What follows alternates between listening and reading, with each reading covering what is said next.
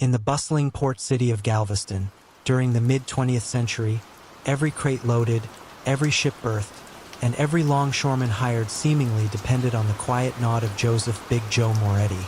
Yet his name appeared on no official permits or union ledgers.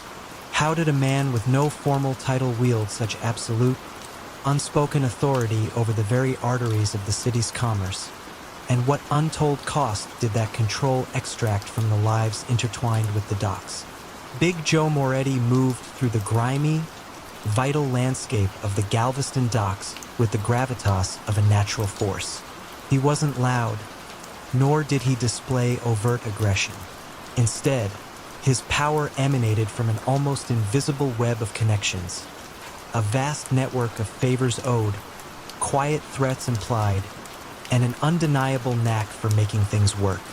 In the chaotic post-war boom, when shipping was a wild, unpredictable beast, Joe had offered something invaluable: stability. He had organized the fragmented longshoremen, negotiated with the shipping lines, and seemingly smoothed over every dispute. You saw him often, a stout figure in a plain work jacket, a fedora often tilted back on his head, a cigar held between thick fingers, always observing, always listening. He didn't issue commands. He offered suggestions, and those suggestions everyone knew were better followed.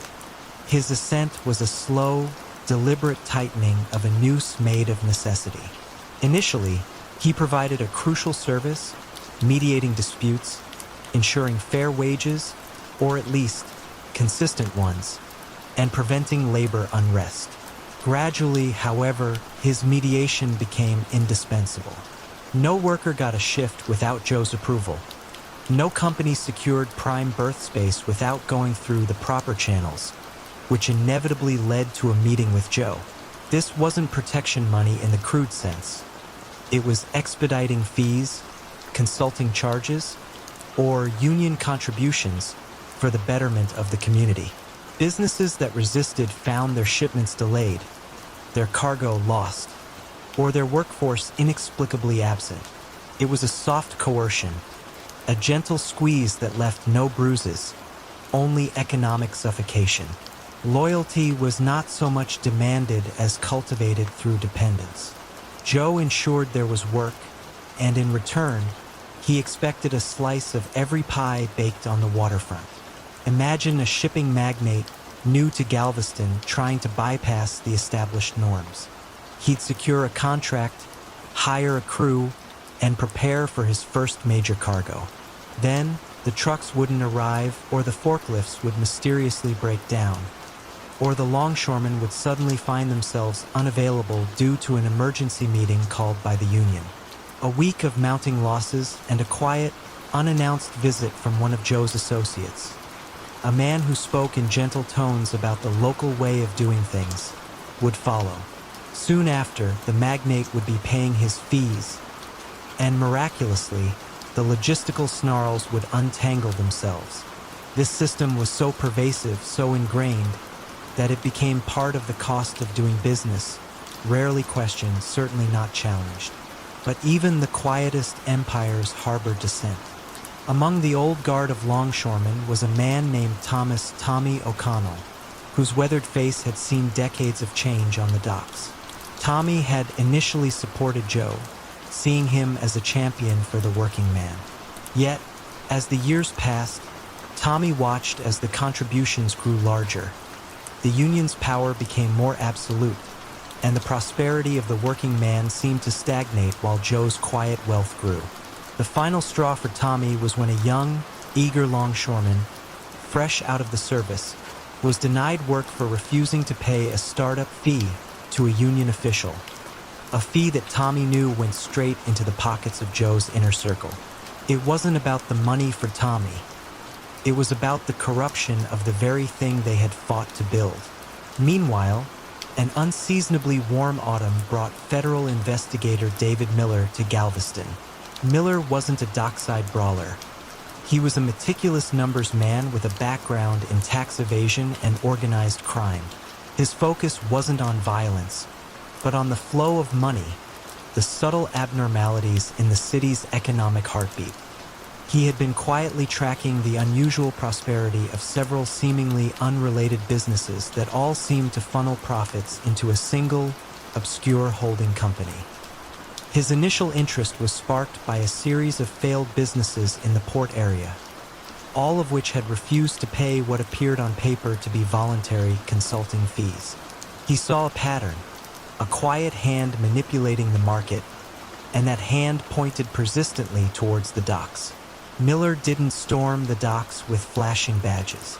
He spent weeks in archives, tracing property deeds, reviewing old tax records, and cross-referencing shipping manifests. He noticed how certain shipping contracts were always awarded to the same small cartel of companies, despite offering higher bids. He observed the quiet, almost invisible control over the allocation of labor. His breakthrough came when he correlated the sudden, inexplicable medical leaves of key dock workers with moments of friction between their employers and Joe's associates. The quiet economic coercion was laid bare. When Tommy O'Connell, disillusioned and fueled by a desire to reclaim the union's integrity, anonymously sent Miller a detailed, handwritten ledger of special contributions and their destinations, the carefully constructed facade began to crack. The end for Big Joe was not a dramatic shootout, but the slow, inexorable tightening of a legal net. Federal agents, armed with incontrovertible financial evidence and the quiet testimony of those whose livelihoods had been held hostage, began freezing accounts and impounding assets. There were no sirens, no shouting, just a quiet arrival at Joe's modest, yet surprisingly large house on a tree-lined street. He was found sitting on his porch swing, a half-smoked cigar in his hand, looking out at the city he had silently governed for so long. The power he had built, brick by economic brick, unraveled not with a bang, but with the quiet, chilling sound of numbers adding up. The docks, for the first time in decades, truly belonged to the city, the true cost of their stability finally coming to light. In the cutthroat arena of American politics, where campaigns roared with rhetoric and billions changed hands, Arthur the architect Sterling moved with the quiet precision of a ghost, consistently delivering improbable victories for his obscure clients. Yet his name rarely surfaced in public donations or campaign teams. How did a man with no public profile and no visible political machine consistently steer election outcomes, year after year, with such eerie predictability, and what unseen flaw in his meticulous data-driven strategy eventually led to the unraveling of his silent dominance? Arthur Sterling was a man of quiet habits and profound intellect. His office, a nondescript suite in a Washington, D.C. building, housed little more than powerful computers and an array of constantly updating data screens. He dressed simply, spoke little, and eschewed the flashy world of political rallies and television punditry. To his select, high-paying clients, often shadowy corporations or powerful individuals with specific legislative agendas, he was known as a strategic consultant, a genius who understood the electorate like no one else. But Arthur's true artistry lay not in public relations or stump speeches, but in the clandestine manipulation of public opinion and voting behavior through sophisticated data analytics and subtle, almost imperceptible psychological influence. He didn't rig ballot boxes. He influenced the minds that filled them. His method was a highly evolved form of micro-targeting and narrative control. He would collect vast troves of personal data, from public records, social media, consumer habits, and even discreetly purchased voter profiles, to construct detailed psychological models of every potential voter. He identified key demographics, their anxieties, their aspirations, their prejudices. Then, using this granular understanding, he crafted highly specific, often contradictory, messages tailored to different groups, delivered through a myriad of untraceable channels. Hyper-targeted digital ads, seemingly organic social media movements, anonymous phone calls, or subtle insertions into local news cycles. He specialized in soft coercion, subtly shifting opinions, sowing doubt about opponents, or inspiring apathy among specific voter blocs, all without ever leaving a direct fingerprint. His campaigns were quiet whispers that cumulatively echoed like thunder. The money that funded these ghost campaigns was laundered through layers of nonprofit organizations, shell companies, and opaque PACs, making it virtually impossible to trace back to its original source or to Arthur himself. Arthur operated from the periphery, his influence felt but rarely seen. He rarely met his clients in person, preferring encrypted communications and a small, fiercely loyal team of data scientists and digital strategists, each siloed, knowing only their small piece of the grand puzzle. He lived a reclusive life, his only indulgence a passion for complex mathematical puzzles, a reflection of the intricate political challenges he so expertly solved. You might have seen the results of his work: a surprising candidate winning against all odds, a controversial ballot measure passing despite public outcry, or an unexpected wave of low voter turnout in a key demographic. These were his masterpieces, designed to appear as natural shifts in public sentiment, but in reality, carefully orchestrated campaigns of silent influence. For years, Arthur's system was practically invisible to traditional political watchdogs and law enforcement. The sheer volume and complexity of political spending, coupled with the nascent state of digital forensics in the 1990s and early 2000s, meant that his methods often went unnoticed. Campaigns were too chaotic, too noisy, to detect the subtle, algorithmic hum beneath the surface. Investigators focused on illegal campaign donations or obvious voter fraud, while Arthur worked in the quiet, unregulated spaces of digital persuasion and strategic non-engagement. The first faint tremor in Arthur's meticulously constructed world came from a place he least expected: academia. Dr. Anya Sharma, a young, brilliant political data scientist at a university think tank, was developing new methods for detecting statistical anomalies in election results. Her research focused on expected voter behavior versus actual results, looking for deviations that couldn't be explained by conventional polling or demographic shifts. She noticed a pattern of unusually precise voter turnout rates in certain districts and remarkably consistent margins of victory for specific candidates, outcomes that defied the inherent randomness and unpredictability of human elections. The data was almost too clean, too perfect. It was as if an unseen hand was subtly smoothing out the chaotic variables of democracy. Anya's investigation was a deep dive into the raw data, not just of election results, but of digital advertising expenditures, micro-targeted social media activity, and the geographical distribution of phone calls made by seemingly independent grassroots organizations. Her breakthrough came when she developed an algorithm that could identify patterns of message saturation that were too specific and too widespread to be coincidental. She discovered that in certain campaigns, precisely tailored, often conflicting messages were being delivered to highly specific, geographically isolated voter groups, achieving a level of persuasion that statistical models suggested should be impossible. This over-optimization of persuasion, the very perfection of Arthur's strategy, became his unique, detectable signature. She also found a recurring, tiny anomaly in the metadata of certain ad buys, a unique, almost imperceptible identifier that linked disparate campaigns. When the Federal Cybercrime Unit, armed with Anya's irrefutable statistical and digital forensics, finally approached Arthur Sterling, he was, as usual in his office, immersed in a complex data visualization. There was no dramatic arrest, no public spectacle. They simply laid out the evidence, the meticulously charted data anomalies, the algorithms that exposed his too-perfect influence, and the digital fingerprints that connected his ghost campaigns across state lines. Arthur looked at the screens, a faint, almost imperceptible nod. His world, built on the unseen power of numbers and the silent manipulation of minds, had finally been unraveled, not by a single act of betrayal, but by the relentless pursuit of an unseen truth, exposed by the very precision he had so painstakingly cultivated.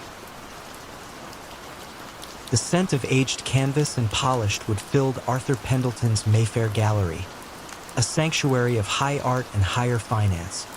Yet behind the curated calm, an unsettling rhythm of disproportionate sales beat steadily.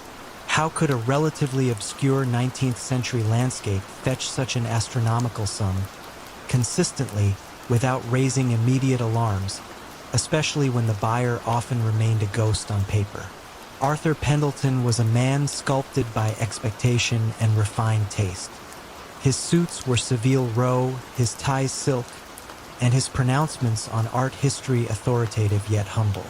For 2 decades, Pendleton's fine art had been a fixture in London's most exclusive district, a place where fortunes were discussed as casually as brushstrokes. He was, to all outward appearances, a respected purveyor of European masters and emerging talents. Yet, the real art Arthur practiced was far more intricate than restoration or appraisal. It was the quiet alchemy of turning ill-gotten gains into legitimate wealth, dissolving the taint of illicit origins into the gleaming patina of legitimate masterpieces. His method was elegant in its simplicity, brutal in its effectiveness, overinflating the price of a painting far beyond its market value, selling it to a shell company controlled by a criminal entity, and then using the clean funds from this inflated sale to invest elsewhere or simply withdraw. The art itself often remained in storage, a prop in a grander financial performance. You might have visited the gallery on a quiet Tuesday afternoon, perhaps admiring a luminous still life or a dramatic historical scene.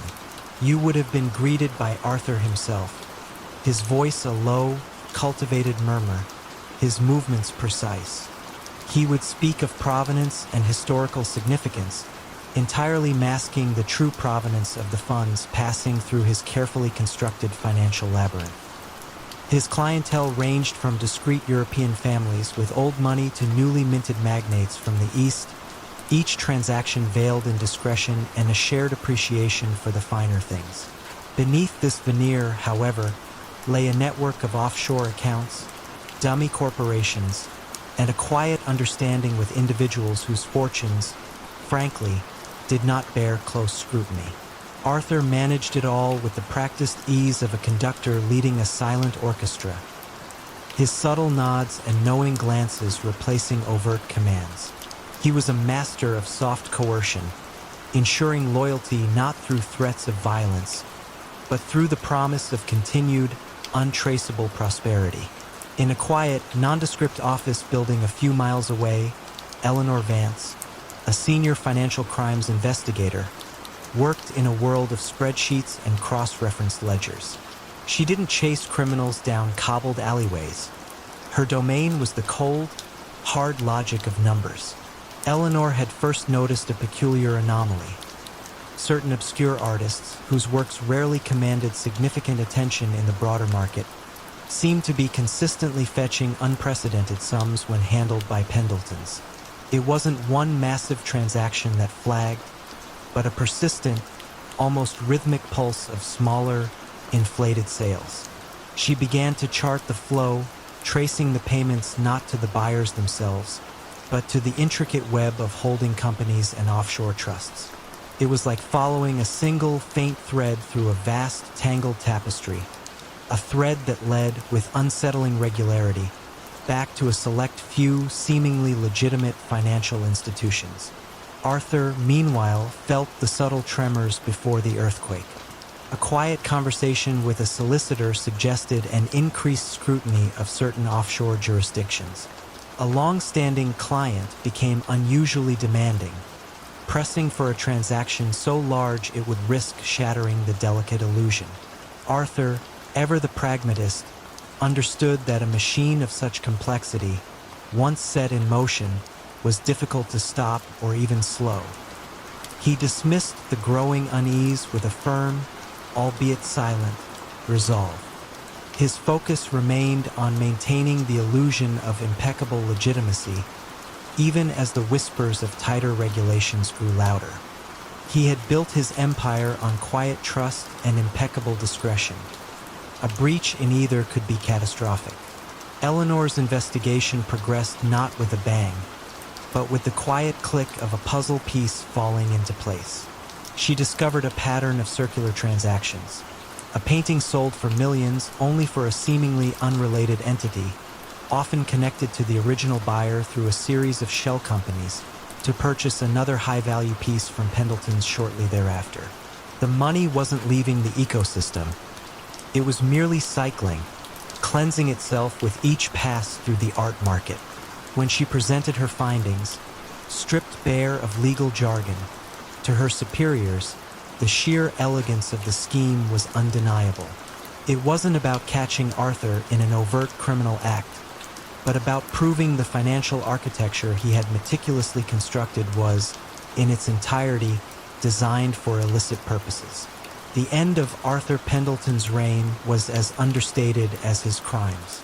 There was no dramatic raid, no sensational arrest captured by the press. Instead, it began with a series of quiet notifications.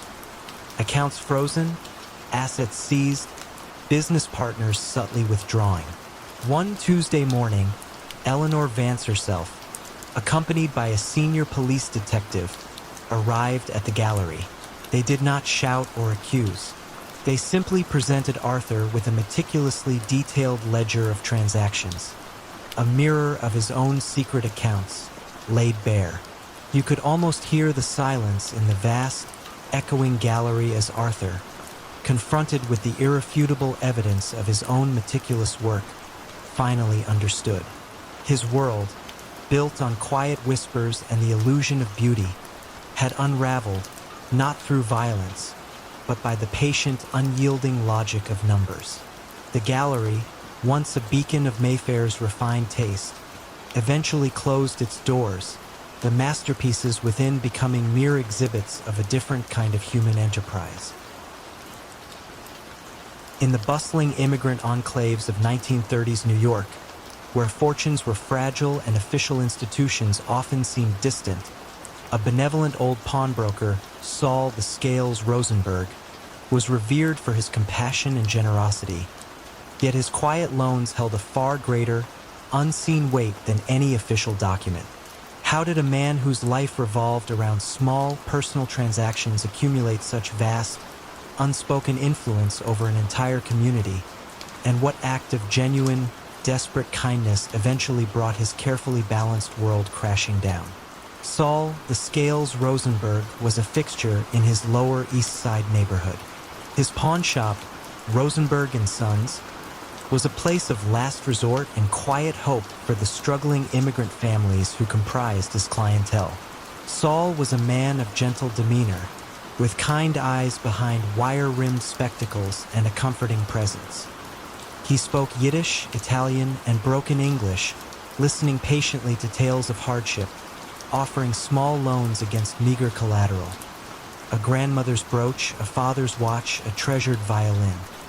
He often lent more than the item was worth, and seemed genuinely heartbroken when a loan went unpaid. To the community, he was a lifesaver, a compassionate alternative to predatory loan sharks or indifferent banks. But Saul, in his quiet way, was a different kind of collector.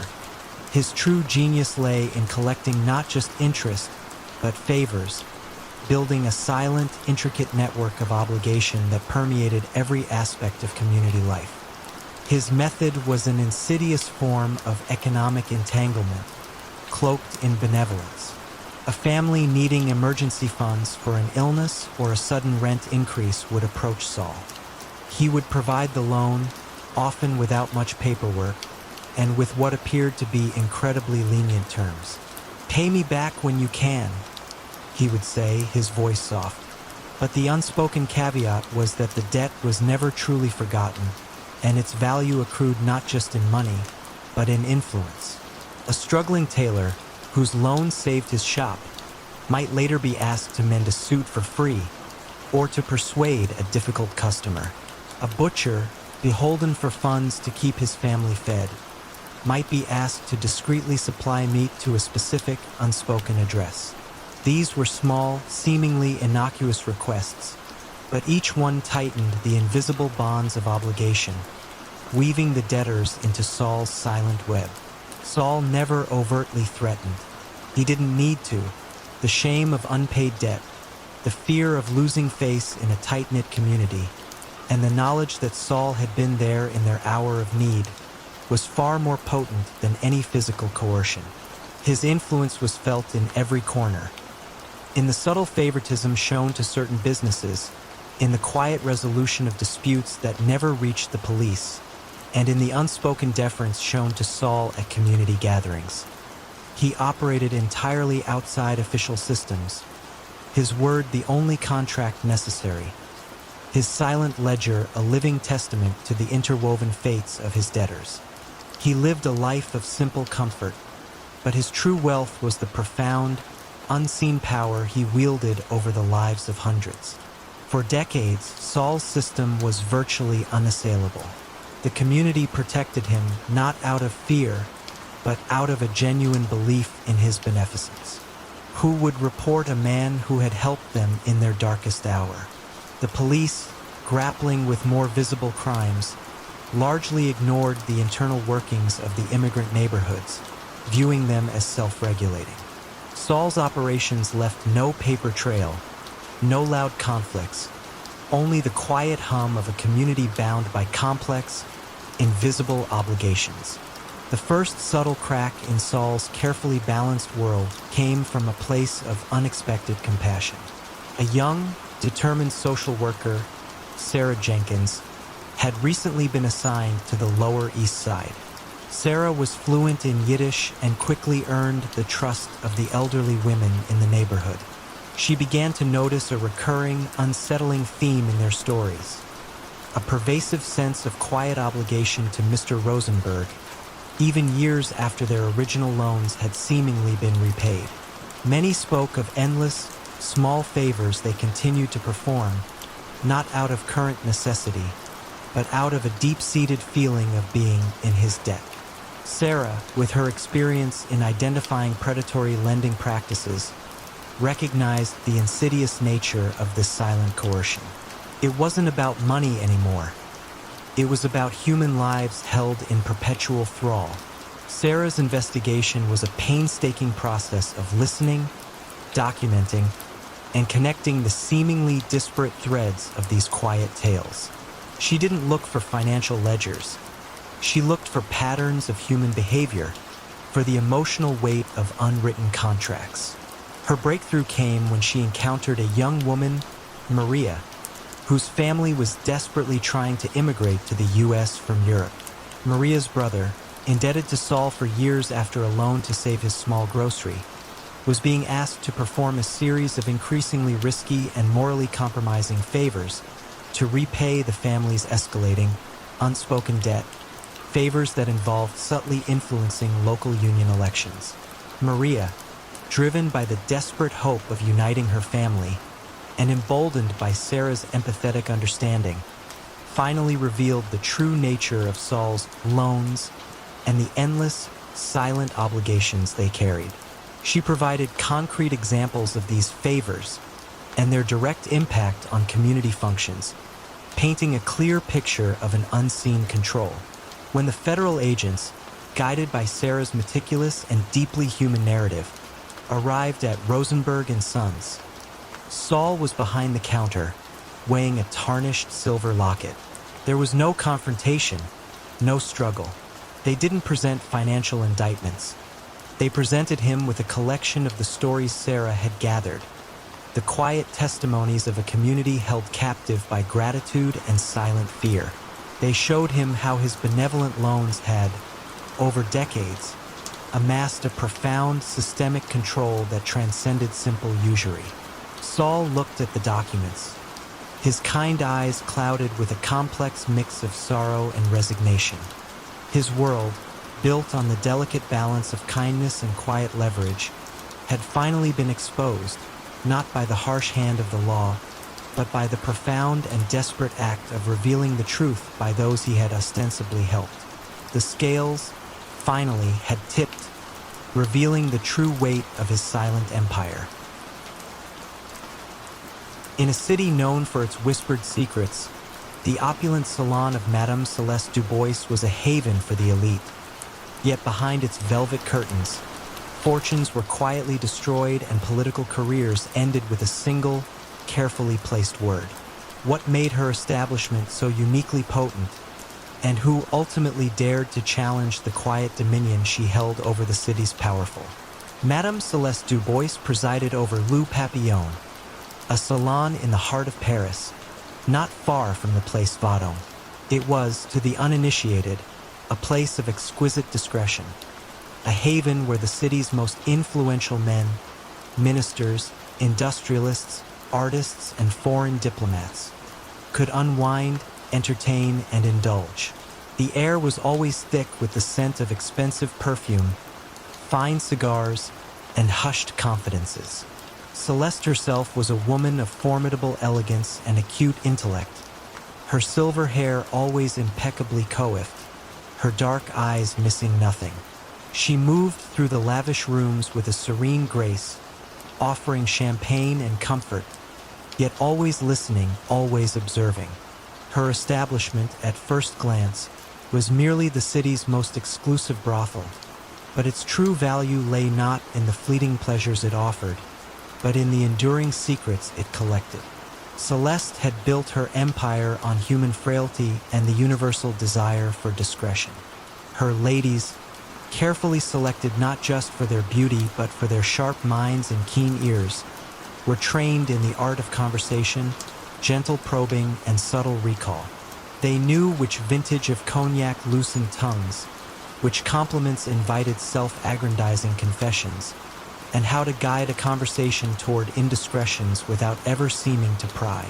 The walls, too, were complicit, subtly outfitted with discreet listening devices, capturing murmurs that might otherwise be lost. From these fragments, a drunken boast about a clandestine arms deal, a whispered lament about a hidden offshore account, a casual mention of a powerful rival's illicit affair, Celeste painstakingly assembled a mosaic of vulnerabilities. These weren't crude threats barked across a table. They were quiet, devastatingly effective leverage. A discreet envelope containing a photograph, a subtle reminder of an overheard conversation delivered through a third party, or an unexpected tax audit suddenly appearing for a non-compliant client. These were Celeste's tools of persuasion. Her methods were soft, but their impact was like a well-aimed dagger to the very heart of a man's reputation. For years, Celeste enjoyed an almost untouchable status. Her network of compromised individuals was so extensive and so high-reaching that any official inquiry into her affairs quickly evaporated. Policemen who tried to investigate found their careers mysteriously stalled. Prosecutors who pressed too hard found their own past indiscretions suddenly brought to light. She even occasionally fed carefully curated, deniable intelligence to certain government agencies, ensuring their continued, mutually beneficial silence. You might have seen her dining at a Michelin-starred restaurant, perhaps at a corner table, quietly observing the political machinations playing out across the room, secure in the knowledge that she held many of the strings.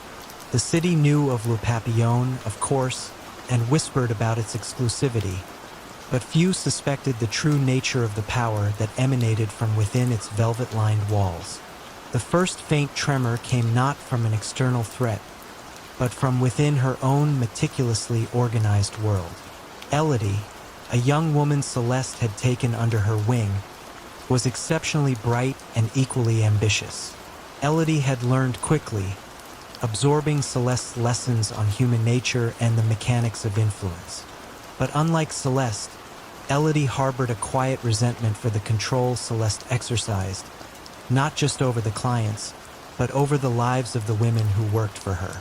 Elodie began to keep her own ledger, a clandestine record of Celeste's most potent secrets, the real names behind the coded entries, the actual dates of the most damaging encounters, the specific demands made during the coercion phase.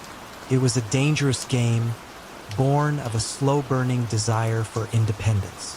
Meanwhile, Inspector Louis Duval, a man of quiet integrity and unwavering patience, arrived at the prefecture's financial crimes unit. Duval was less interested in the moral failings of society's elite and more concerned with the unseen currents that manipulated the city's commerce and politics. His attention was drawn to a series of unusual financial transactions and unexpected political shifts. A sudden change in a zoning permit for a luxury development, an abrupt resignation of a prominent cultural minister, an industrialist's inexplicable withdrawal from a highly profitable venture. There was no obvious link, no smoking gun, only a recurring, unsettling pattern. The individuals involved had all, at some point, been frequent visitors to Le Papillon. Duval dismissed the coincidence at first, seeing it as mere gossip, but his methodical mind couldn't ignore the repeated synchronicity. He began to trace not the individual scandals, but the consequences of those scandals, mapping the flow of influence. Duval's breakthrough came, not with a dramatic raid, but with the quiet intersection of two seemingly unrelated investigations. He was tracking a complex money laundering scheme involving a high-ranking politician when an anonymous tip led him to a forgotten safe deposit box.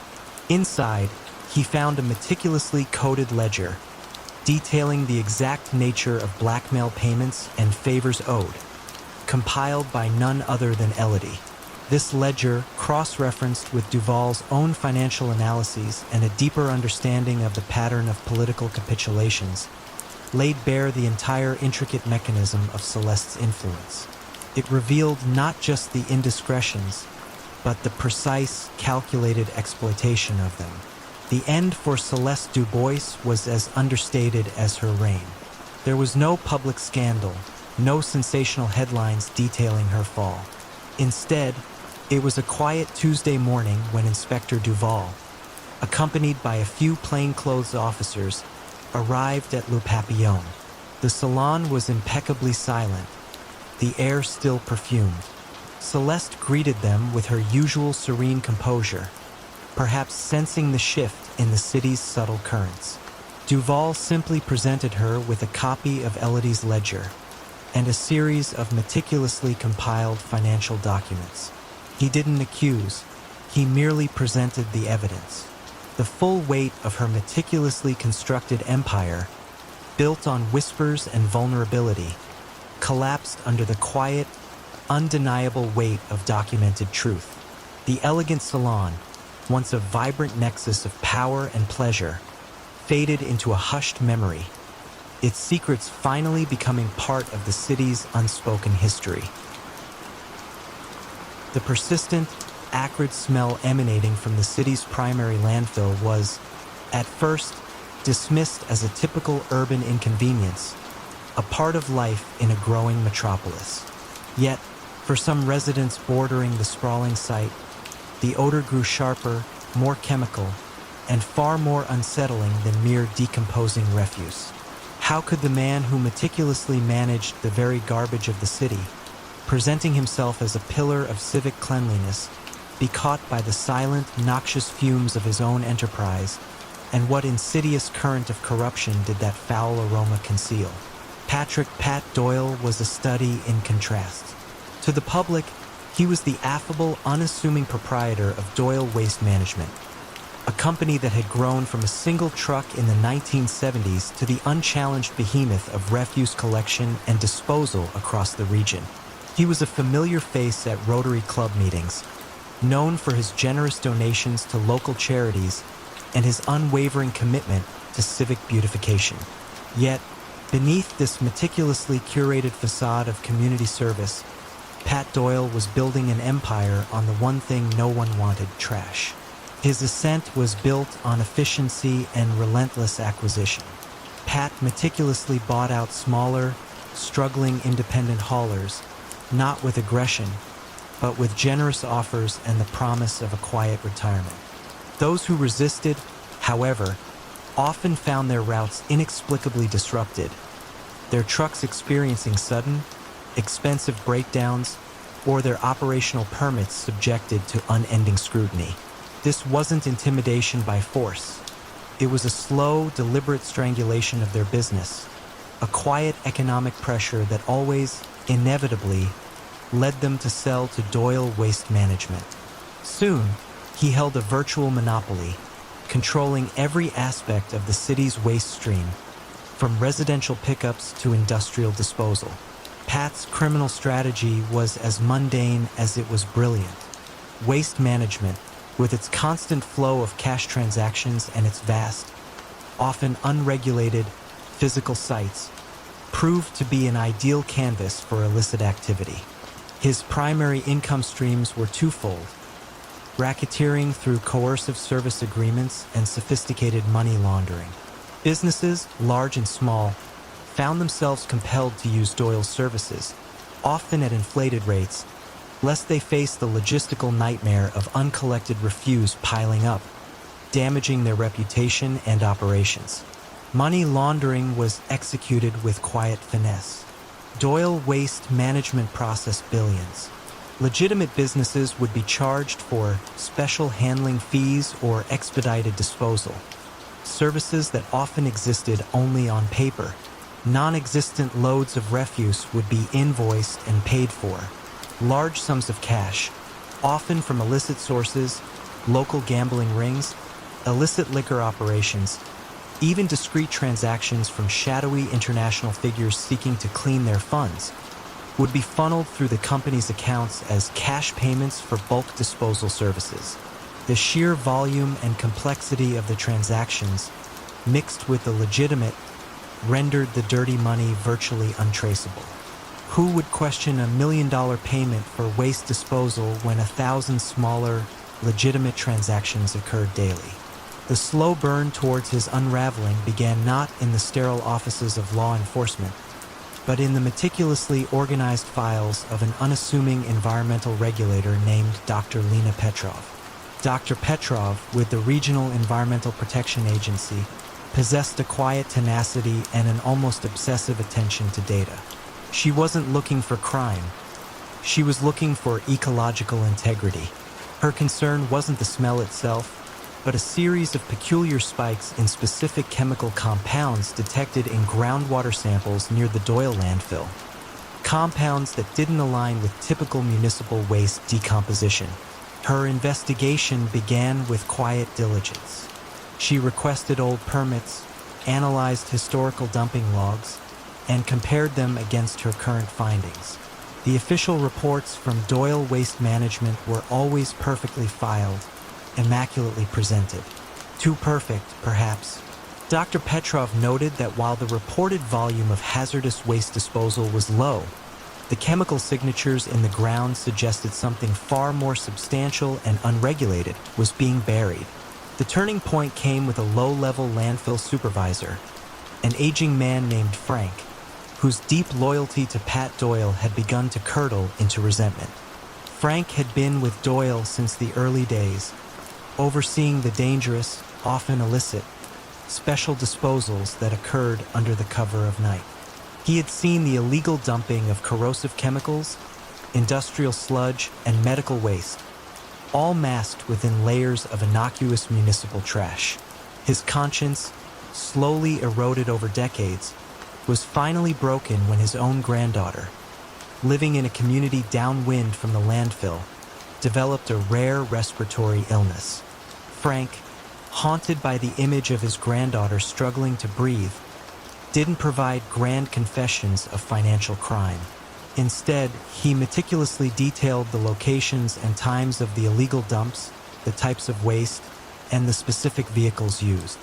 He spoke of the quiet code used to refer to these illicit disposals, special orders for Mr. Smith, or weekend deliveries for the back 40. These details, combined with Dr. Petrov's chemical analyses, provided irrefutable physical evidence. The Federal Environmental Protection Agency, now alerted, began a quiet, integrated investigation, combining Dr. Petrov's environmental data with financial forensics. They didn't find direct evidence of violence, but they found systematic, widespread environmental violations leading to massive potential cleanup costs and public health risks. They also found the inflated contracts, the phantom services, and the unusual cash influx into Doyle's accounts, now understanding that the environmental crimes were inextricably linked to the financial ones. The special handling fees were actually charges for illegal, unpermitted dumping. Pat Doyle's arrest was a quiet affair, occurring not at a grand gala, but at the landfill itself, where he was overseeing a new, legitimate recycling initiative. He offered no resistance, only a look of profound resignation as the agents, led by a calm Dr. Petrov, presented their evidence. The charges were comprehensive. Multiple counts of environmental crimes, including illegal dumping of hazardous waste, alongside racketeering, wire fraud, and extensive money laundering. His trial, though devoid of sensational violence, painted a chilling picture of an entrepreneur who had systematically poisoned the very community he claimed to serve, all in the pursuit of quiet, untraceable wealth. His empire, built on the city's refuse, dissolved under the weight of its own hidden toxicity. The question of that acrid smell was finally answered. It was the first faint whisper of a dirty secret slowly rising from the depths of the Waste King's tainted domain. It began not with a gunshot or a loud explosion, but with a barely perceptible tremor in the meticulously balanced ledgers of a downtown Chicago import-export business. A single, almost insignificant discrepancy, dated nearly 2 decades prior, caught the eye of a junior auditor named Eleanor Vance. How could a man who built an empire on calculated silence and financial finesse ultimately be undone by a misplaced decimal point? Arthur Blackwood, a man of precise habits and impeccably tailored suits, was a paradox within the shadowy world of organized crime. He didn't rise through ranks stained with blood. He ascended on columns of figures and the quiet manipulation of trust. Arthur viewed the traditional strongmen, with their overt displays of power and crude enforcements, as inefficient. His vision was a criminal enterprise disguised as a sprawling corporate entity, its true nature hidden in plain sight, humming softly beneath the surface of everyday commerce. He started small in the late 1950s, using his considerable accounting acumen to optimize the books of struggling Chicago businesses. Initially, his services were legitimate, helping enterprises navigate complex tax codes and find efficiencies. But soon, a new, more subtle service emerged, business consulting, that subtly introduced protection. This wasn't protection from rival gangs. It was protection from the unforeseen financial misfortunes that seemed to mysteriously plague those who declined Arthur's generous offers. The protection evolved into quiet partnerships, then outright ownership, achieved not through intimidation by brute force, but through veiled threats and irresistible financial leverage. You might find your once thriving business suddenly bleeding money, its supply lines tangled, its customers mysteriously vanishing, only to have a friendly investor, one of Blackwood's anonymous fronts, offer a timely lifeline at an unbelievably low price. This was never about breaking kneecaps.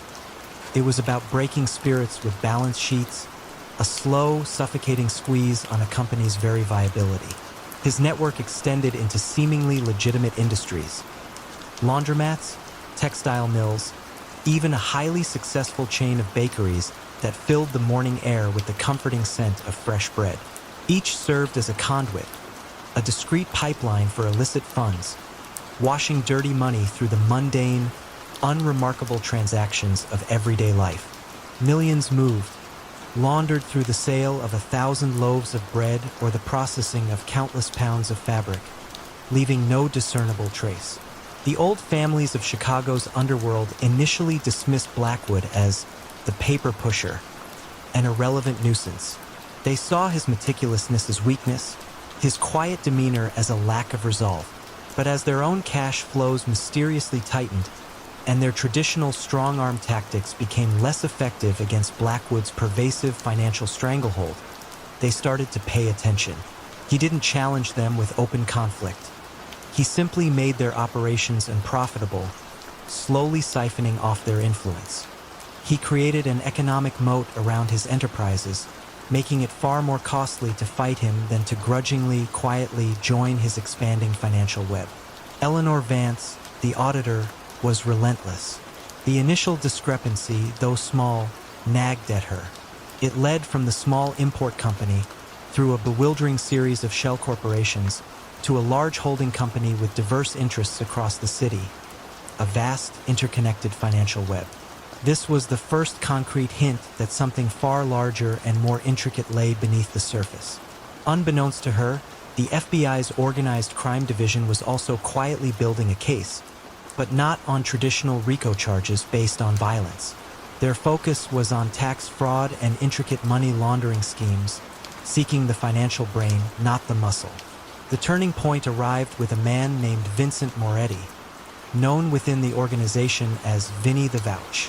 Vinny was a mid-level manager, handling the logistics for Blackwood's sprawling textile operations. He was, by all accounts, a loyal man, dedicated to the intricate financial dance that kept the mills running and the money flowing. But Vinny was also a man who loved his family above all else. His young son was diagnosed with a rare, aggressive illness, demanding incredibly expensive treatment. Blackwood, usually so detached, so clinical in his decisions, refused any assistance beyond the standard, inadequate company health plan. This unexpected lack of compassion, this cold, unyielding financial calculus in the face of human suffering, began to chip away at Vinny's unwavering loyalty. The federal agents, observing Vinny's increasing disquiet, approached him with extreme caution. They didn't threaten. They offered a lifeline for his son's treatment, a chance at a normal life, in exchange for clarity on Blackwood's labyrinthine financial structures. Vinny wasn't a rat in the traditional sense. He was a desperate father, facing a man who saw humans as mere entries on a spreadsheet, expendable in the pursuit of profit. Vinny didn't betray a single violent act, for there were few to betray. Instead, he explained how the money moved, who ultimately benefited, and where the true ownership lay hidden. He provided the missing pieces of the financial puzzle, the subtle connections that the auditors and agents had struggled to make sense of. He didn't expose violence. He illuminated the quiet, suffocating mechanism of financial coercion. The arrests came quietly, almost anticlimactically. There were no dramatic shootouts, no high-speed chases through the city streets. Arthur Blackwood was picked up at his quiet suburban home, just as he was tending to his prized rose garden, meticulously pruning a thorny branch. The charges were complex and voluminous. Massive tax evasion, wire fraud, and conspiracy to commit racketeering through purely financial means. The trial was long, stretching over months, filled with expert witnesses poring over spreadsheets and flowcharts projected onto large screens. The prosecution painted a picture not of a stereotypical gangster, but of a calculating corporate raider who used financial pressure to subdue his targets and build his silent empire. Blackwood, true to form, remained impassive throughout, believing his financial fortress impenetrable, his methods too subtle to be truly understood by the common law. He had underestimated the human element, the quiet desperation of a man like Vinny, and the relentless, almost obsessive pursuit of a few dedicated agents and auditors who understood that crime wasn't always loud. Sometimes, it hummed softly beneath the surface of everyday business, a dangerous lullaby. He was convicted. His empire, built on paper and quiet threats, dissolved, its assets seized, its intricate network exposed. The quiet architect of crime had, in the end, designed his own gilded cage. The chill of the North Sea wind biting at the docks of Rotterdam in the 1990s often carried the metallic tang of illicit cargo, a scent intimately familiar to Anton the Ghost Volkov. He was a master of evasion, a logistical genius who could make entire shipping containers filled with contraband, from untaxed cigarettes to stolen electronics, vanish from official manifests and reappear thousands of miles away, undetected. When customs officials across Europe began to notice a frustrating pattern of flawlessly executed phantom shipments, leaving no paper trail and no physical evidence, they knew they were facing a new kind of adversary. But what ingenious system of phantom cargo did Anton employ to spirit his illicit goods across borders? And what almost imperceptible oversight in his digital sleight of hand would eventually materialize the ghost into a tangible reality? Anton Volkov was a creature of the shadows, a former maritime logistics expert with an intimate knowledge of global shipping routes, port operations, and, crucially, the bureaucratic loopholes designed to track cargo. He didn't engage in violence. His weapons were forged documents, manipulated databases, and a network of quiet, compliant port workers. His office, a minimalist space overlooking the bustling harbor, was dominated by complex digital maps, displaying shipping lanes and customs checkpoints as if they were lines on a chessboard, awaiting his next strategic move. His criminal strategy revolved around the concept of phantom cargo. He wouldn't physically smuggle goods in the traditional sense. Instead, he would create legitimate-looking manifests for non-existent, low-value cargo, say, a container of cheap plastic toys destined for a remote African port. These false manifests would then be inserted into the sprawling, often chaotic, digital systems of major shipping companies. Meanwhile, the actual container, filled with high-value contraband, would be loaded onto the same ship, but with a different, seemingly innocuous manifest or sometimes no manifest at all. The real brilliance lay in the mid-journey swap. At a designated point, usually a busy transshipment hub like Singapore or Dubai, the container with the legitimate-looking phantom cargo would be quietly offloaded and replaced with the actual illicit cargo, which would then proceed to the original destination listed on the phantom manifest. The customs declaration would match the original, low-value, non-existent goods, allowing the valuable contraband to pass through inspection points unnoticed. It was a digital shell game on a global scale, making the untraceable appear legitimate and the legitimate disappear. You could almost feel the phantom weight of unseen illicit goods moving across the oceans, leaving no ripples. Anton's reputation grew by word of mouth among the international criminal fraternity. He offered a no-trace, no-risk guarantee, and his success rate was legendary. He charged a premium, but for clients dealing in multi-million-dollar consignments, the cost was negligible compared to the surety of delivery. The atmosphere around global shipping lanes became one of increasing frustration for law enforcement. They knew vast amounts of illicit goods were moving, but they couldn't pinpoint how or where. Anton, meanwhile, worked with a calm, almost serene confidence, a master of an invisible empire. The unraveling began, not with a tip-off or a customs raid, but with a seemingly trivial bureaucratic error on the part of one of Anton's lowest-level port contacts. A new, automated inventory system was implemented at a small port in North Africa, a hub Anton sometimes used for his mid-journey swaps. This system, unlike older, more forgiving ones, automatically flagged any container that was offloaded without a matching onward manifest within a very narrow time window. One of Anton's phantom cargo containers, containing the actual illicit goods, was offloaded and, due to a slight delay by a tired dock worker, didn't immediately get its new, deceptive manifest updated in the system. It briefly existed, for a mere 15 minutes, as a high-value container with no official destination or origin. This tiny, transient anomaly in the vast sea of legitimate shipping data was flagged by a young, ambitious customs analyst named Eva Rostova. Eva wasn't looking for contraband. She was looking for inefficiencies in the new automated system. The flagged container interested her precisely because it shouldn't have happened. Why would a legitimate, high-value shipment be in limbo, even for a few minutes, in a port known for quick turnarounds? She began to track this specific container backward, through its previous ports of call. Her investigation didn't focus on the contents of the container, but on its digital journey. She discovered that this orphaned container, while physically legitimate at its origin, had previously been associated with a low-value phantom manifest, and its digital trail had been curiously scrubbed or rerouted at a major transshipment hub.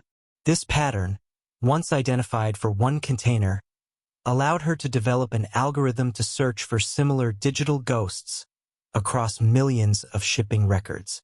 She began to see the invisible threads connecting seemingly unrelated phantom shipments to high-value, mysteriously disappearing cargoes. The climax was not a chase scene, but a digital entrapment. Eva, with her new algorithm, began to predict where Anton's ghost containers would briefly materialize. The authorities didn't need to board a ship. They simply needed to be at the right port, at the right moment. When the system indicated a container had gone dark for a fraction of an hour before reappearing with a new identity. The raid on Anton the Ghost Volkov occurred at a seemingly innocuous shipping office in Rotterdam, where he was calmly orchestrating his next phantom delivery. He was apprehended not with physical evidence, but with the irrefutable digital trail of his own meticulous, yet ultimately flawed system. As he was led away, the constant drone of the port machinery seemed to mock his once invisible empire. And as the global shipping industry tightened its digital security, many wondered, how many other elusive ghosts are quietly navigating the unseen currents of our interconnected world, waiting for a single, tiny digital anomaly to reveal their presence?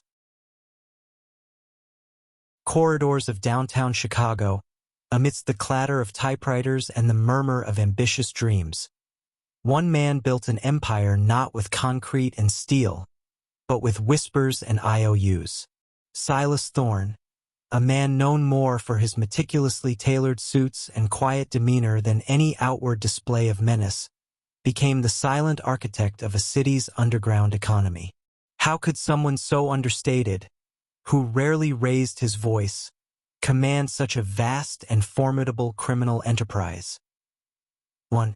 The answer lay in his ledger, a seemingly innocuous, leather-bound book kept in a fireproof safe, its pages filled with neat, precise entries that charted the fortunes and misfortunes of countless individuals and small businesses across Chicago. While other outfit figures were embroiled in turf wars and the rough and tumble of bootlegging and gambling dens, Thorne understood the enduring power of debt. He dealt not in brute force, but in a more insidious form of coercion: financial obligation. His rise began quietly in the late 1950s, a time when the Chicago outfit was already a formidable force, deeply entrenched in various rackets. Unlike their more volatile counterparts, Thorne preferred to operate from the shadows, leveraging his almost preternatural understanding of numbers and human desperation. His network wasn't built on fear of violence, but on the seductive lure of easy money. When a small business owner faced an unexpected crisis, when a gambler chased a spiraling loss, or when a legitimate enterprise needed quick capital that banks wouldn't provide, Silas Thorne was the whispered name. His terms seemed reasonable at first, a small percentage, a handshake agreement. But the interest rates, hidden in plain sight, were astronomical, compounding relentlessly. His collectors were not thugs with baseball bats, but smooth-talking individuals who knew how to apply psychological pressure, reminding debtors of their families, their reputations, the very livelihoods Thorne had ostensibly saved. If a loan wasn't repaid, Thorne didn't send enforcers. He took a piece of the business, slowly, insidiously, until he owned it entirely. Over time, he accumulated a diverse portfolio of legitimate-looking fronts: dry cleaners, diners, construction firms, even a modest real estate agency, all funneling illicit profits into his coffers. 4. His criminal strategies were a masterclass in subtlety.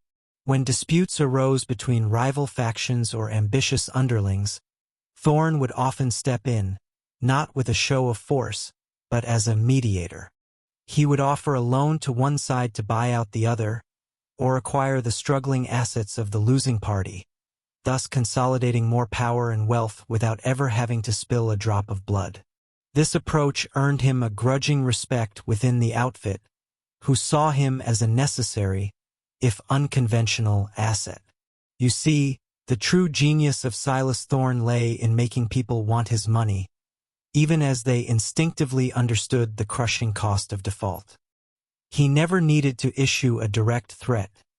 The ever-present, meticulously calculated debt hanging over their heads was threat enough. The money flowed like a silent river, channeled through an intricate web of shell corporations and legitimate businesses that served as fronts. This was his most formidable skill: money laundering on an industrial scale, designed to defy detection. Thorne's dry cleaners, for instance, would report inflated daily sales, the difference being the cash from his illicit lending operations. The diner might claim to serve hundreds more customers than it actually did. It was all about creating a paper trail that appeared legitimate, an art form Thorne had perfected. This allowed him to operate for years under the radar, a ghost in the machine of Chicago's underworld. Yet, even the most meticulously constructed empires can unravel from an unexpected thread. That thread came in the form of Marty Evans, a junior IRS agent known more for her relentless attention to detail than for dramatic flair. She wasn't chasing drug kingpins or hitmen. She was chasing discrepancies on tax forms. In the early 1970s, a seemingly innocuous tip about a small, struggling dry cleaning chain suddenly showing unusually high, consistent profits caught her eye. It was too perfect, too smooth. Her investigation began quietly, a deep dive into financial statements, a painstaking assembly of data points that no one else bothered to connect. 7. Marty Evans was methodical. She cross-referenced property deeds with business registrations, tracked inexplicable cash infusions, and noted the curious consistency of profits across Thorne's seemingly disparate businesses, all while their actual foot traffic seemed to defy such success. She wasn't looking for violence. She was looking for missing dollars. Her work was a slow, agonizing burn, often dismissed by her superiors who were accustomed to more conventional mob cases. But Marty persevered, driven by a quiet, almost obsessive, conviction that something fundamentally amiss lay beneath the calm surface of Silas Thorne's legitimate holdings. 8. The pressure points became less about traditional law enforcement tactics and more about relentless financial audits, subpoenas for seemingly unrelated businesses, and a growing web of suspicion woven by numbers.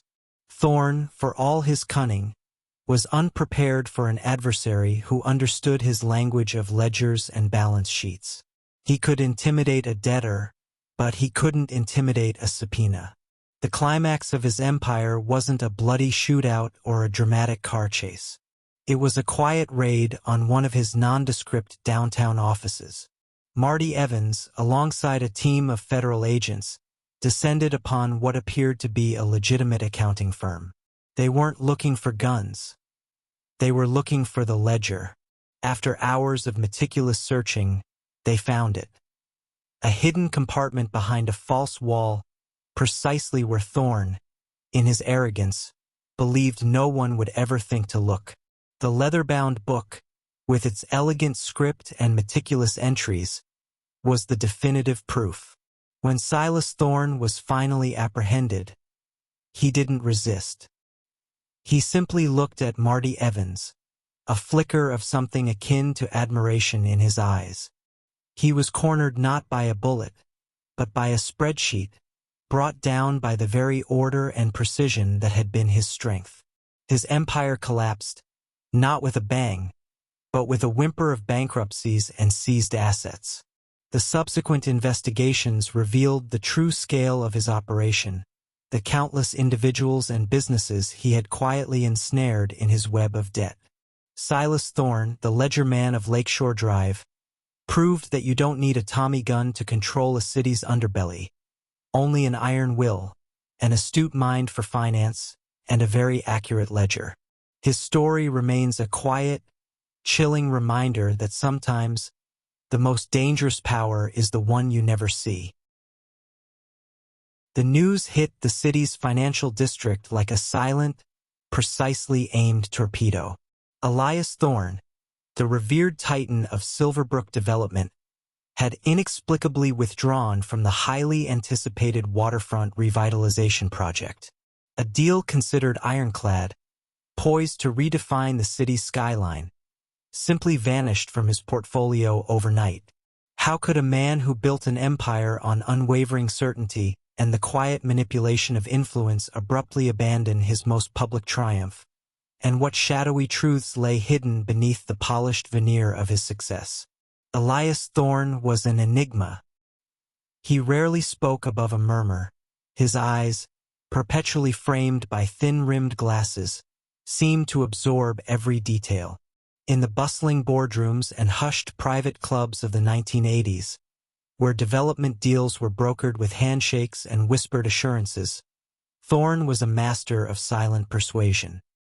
He wasn't a builder in the traditional sense. He was an orchestrator, a puppeteer whose strings were invisible, yet undeniably taut. His rise in Silverbrook was meteoric.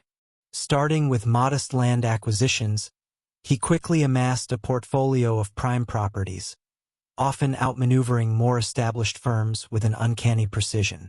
Rivals often wondered how Thorne always seemed to know the exact weaknesses of his competitors, the private vulnerabilities of zoning board members, or the undisclosed financial woes of reluctant property owners. It was never about force. It was about information, meticulously gathered and strategically deployed. Thorne possessed an almost pathological devotion to detail. He employed a discreet network of private investigators, not to unearth criminal activities, but to uncover the quiet indiscretions, the hidden financial struggles, the familial secrets, and the minor ethical lapses of anyone who stood between him and a lucrative deal. These findings were meticulously compiled into what became known, within Thorne's inner circle, as the dossiers. Each dossier was a miniature biography of vulnerability, a silent weapon to be deployed with surgical precision. A zoning official, hesitant to approve a controversial high-rise, might suddenly find his quiet affair with a mistress hinted at in a subtle, untraceable note delivered to his wife's church. A competitor unwilling to sell a crucial parcel of land might discover a forgotten tax irregularity from decades past suddenly resurface, threatening his entire corporate structure. The pressure was never overt, never violent, but always devastatingly effective. It was soft coercion, a gentle but relentless turning of the screws until resistance crumbled, not out of fear for physical harm, but out of terror for public ruin. The money laundering aspect was equally sophisticated. Thorne's properties, particularly his residential complexes, had unusually high occupancy rates, even in slow markets. Many units were purchased by anonymous shell corporations, often paying cash. These seemingly legitimate transactions, spread across dozens of properties, effectively washed billions of dollars from illicit sources, particularly from European clients seeking a stable, secure haven for their questionable wealth. Silverbrook Development became a silent, opulent bank for secrets and ill-gotten gains, all overseen by the quiet man in the tailored suit. Amelia Chun, a tenacious investigative reporter for the Silverbrook Gazette, had been quietly piecing together anomalies in the city's real estate market for months.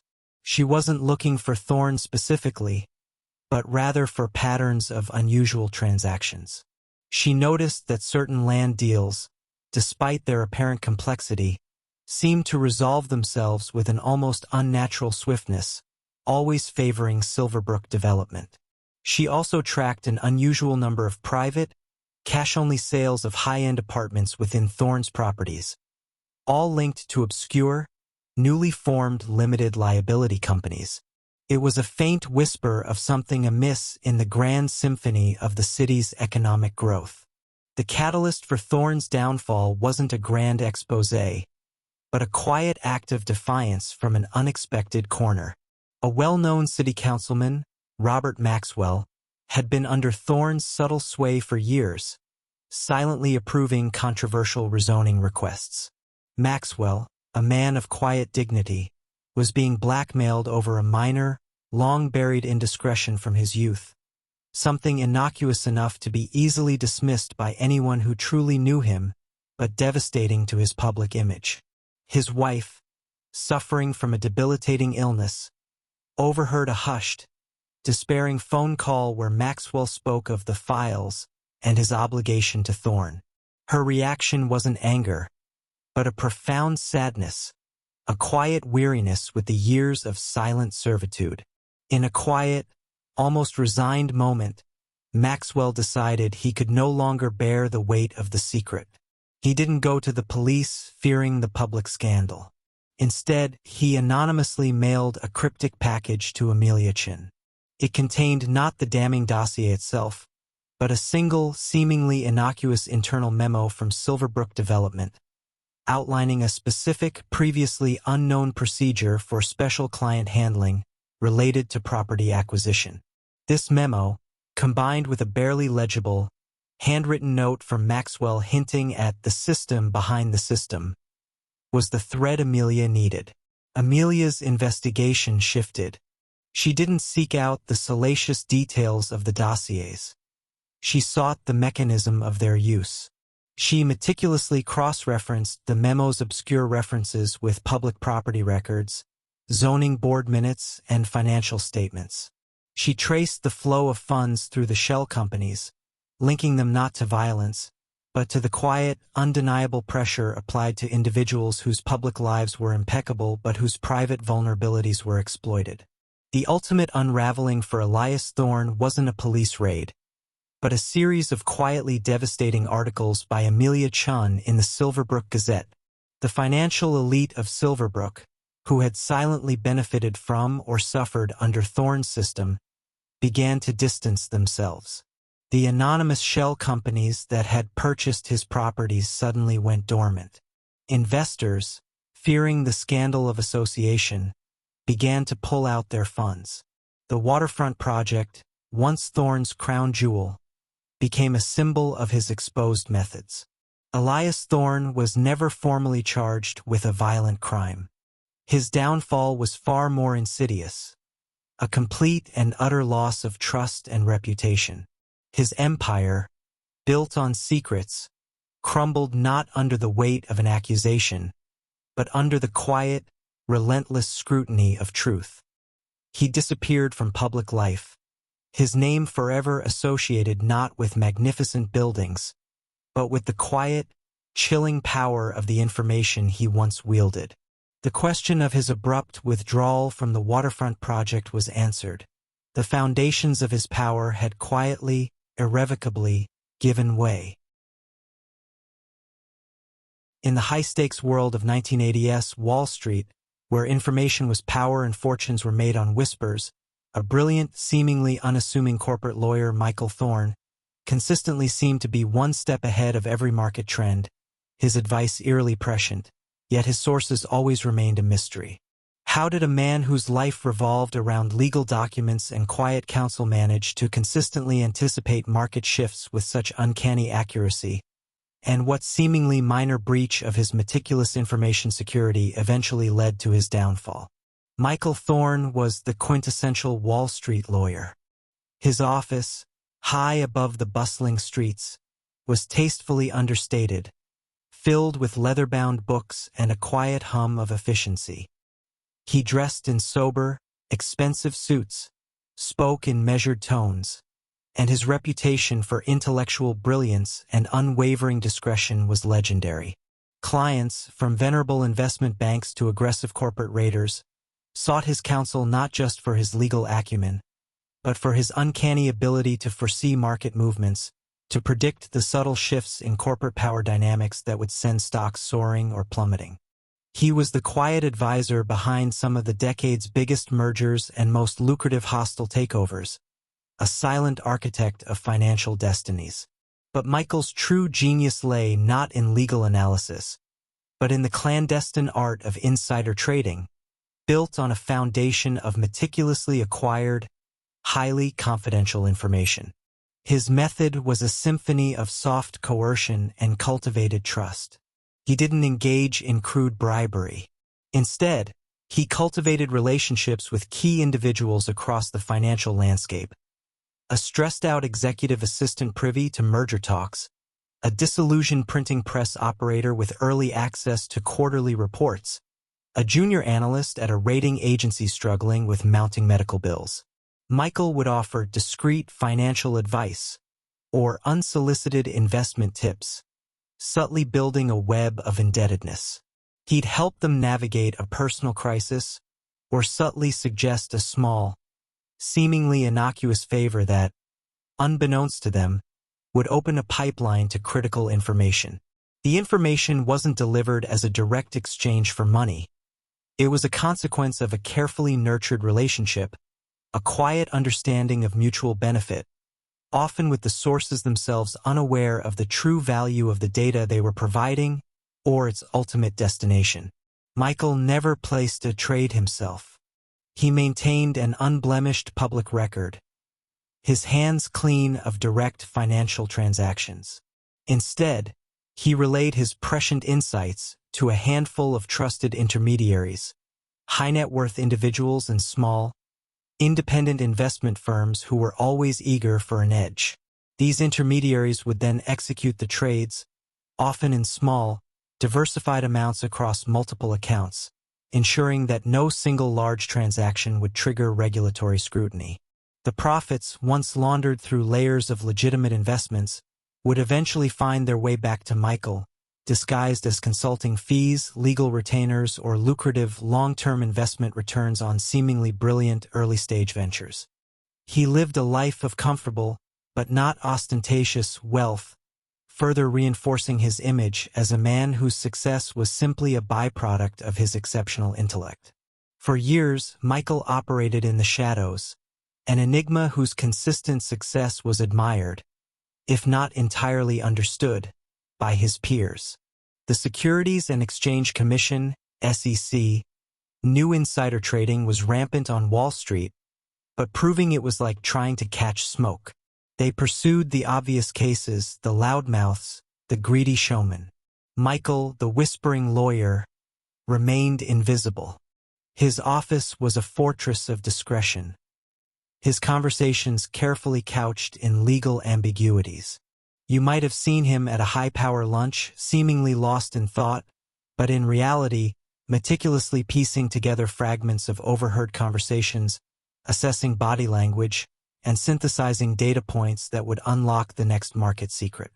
The unraveling began not with a sudden exposé, but with a subtle shift in the SEC's approach to enforcement.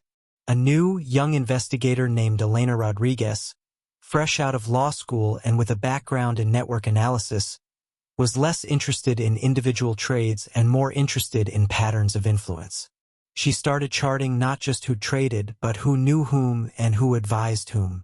Her focus was on the information architects, the individuals whose advice consistently led to unusual profits. Michael Thorne's name kept appearing, not as a trader, but as a consistent, highly profitable advisor to a select group of clients. Elena noticed that whenever Thorne advised a client, that client's subsequent trades often seemed to predict an upcoming event with impossible accuracy. Elena's breakthrough came not from a wiretap, but from a meticulous examination of seemingly innocuous phone records and travel itineraries. She noticed that one of Thorne's long-standing, seemingly independent sources, a senior manager at a major financial printing company, frequently traveled on the same flights as Thorne or stayed at the same luxury hotels, though ostensibly for different conferences. The pattern was too consistent to be coincidental. Further investigation revealed a single subtle slip, a casual, almost insignificant payment from one of Thorne's offshore consulting firms to an obscure charitable foundation connected to the printing manager's ailing mother. A payment just large enough to alleviate a critical medical debt, but small enough to fly under the radar. It wasn't direct payment for information, but a quiet gift, a gesture of support that solidified a bond of silent obligation.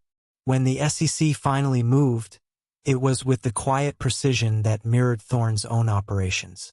There was no dramatic raid on his office, no flashing cameras.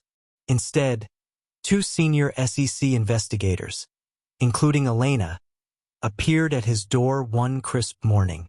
They didn't present a criminal indictment immediately. They presented him with a meticulously compiled timeline of his prescient advice, cross-referenced with the public announcements of corporate actions, and overlaid with the detailed financial connections to his supposedly independent sources. They showed him the undeniable pattern, the invisible threads that connected his advice to the hidden favors he had orchestrated. Michael Thorne, the whispering lawyer who had mastered the art of information, saw his meticulously constructed empire crumble not under the weight of a loud accusation, but under the quiet, irrefutable logic of his own documented influence. The silence of his office, once a symbol of his power, now echoed with the quiet finality of his undoing.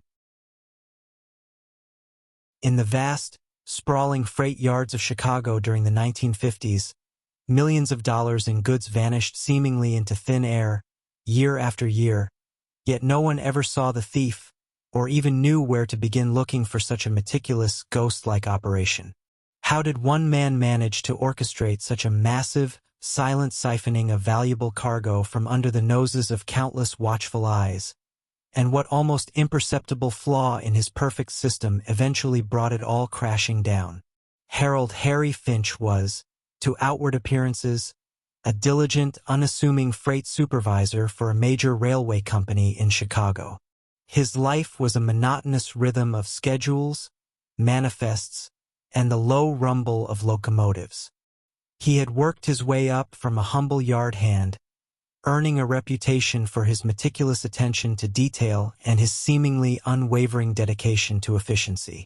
But beneath the surface of this outwardly unremarkable man lay a mind of extraordinary cunning, capable of perceiving not just the logistical intricacies of a massive rail network, but its subtle, exploitable vulnerabilities.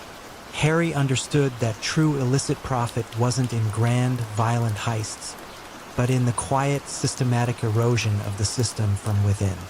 His phantom operation was a masterclass in this philosophy.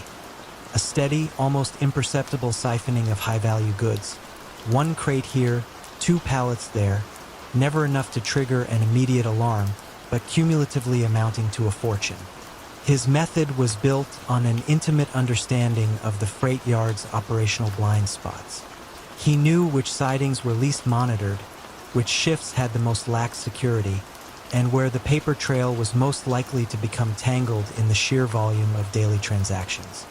He identified high-value, easily resellable goods, electronics, luxury fabrics, certain specialized tools, and then, through a series of subtle manipulations, would arrange for their misrouting. A car would be shunted to the wrong track, a manifest would be subtly altered, a seal would be broken and replaced with an identical counterfeit one.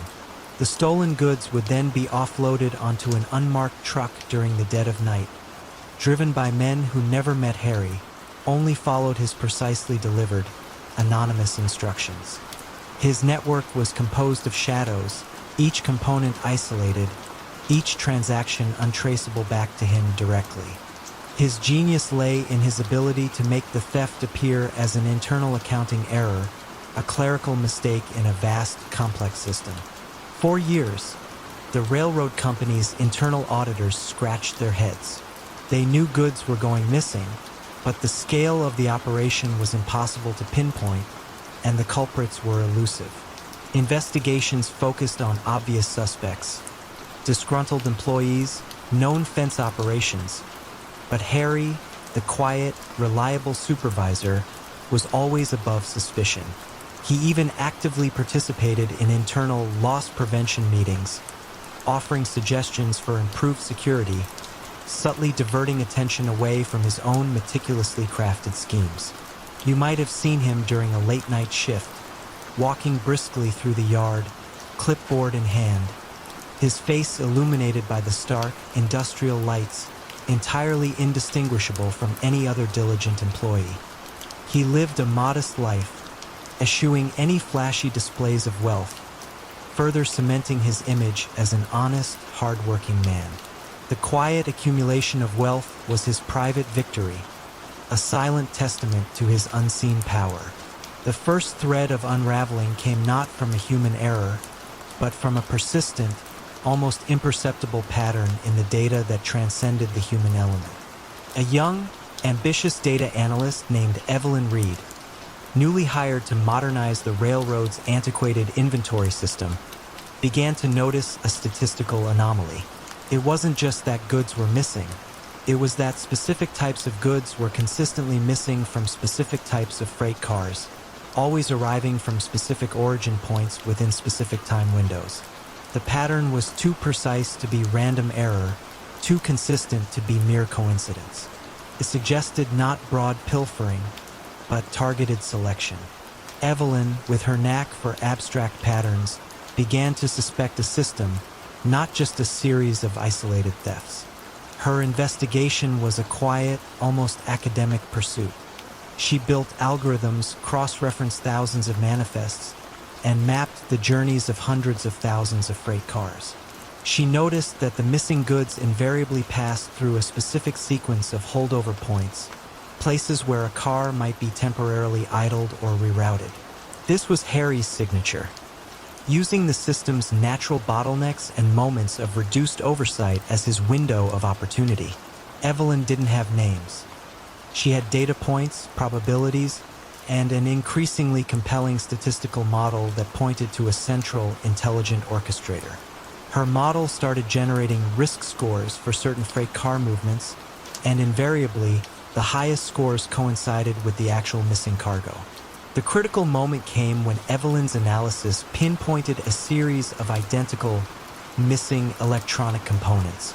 The official records showed them diverted for maintenance.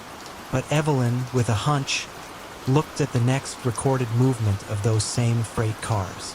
The cars themselves, once empty of the components, always seemed to be shunted to a particular, obscure siding before rejoining the main line. This sidling was rarely used, typically for repairs or long-term storage, and, crucially, had minimal camera surveillance. When a small, discreet surveillance team was finally dispatched to that siding during a late-night shift, they didn't find thieves. They found Harry Finch, the diligent supervisor, supervising an unscheduled repair on a freight car, while an unmarked truck idled nearby.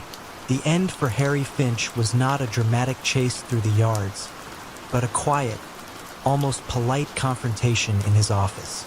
Federal agents, guided by Evelyn's meticulous data, presented him not with accusations of theft, but with an irrefutable, data-driven timeline of every misrouted, damaged, or lost shipment that had passed through his direct oversight for the past decade.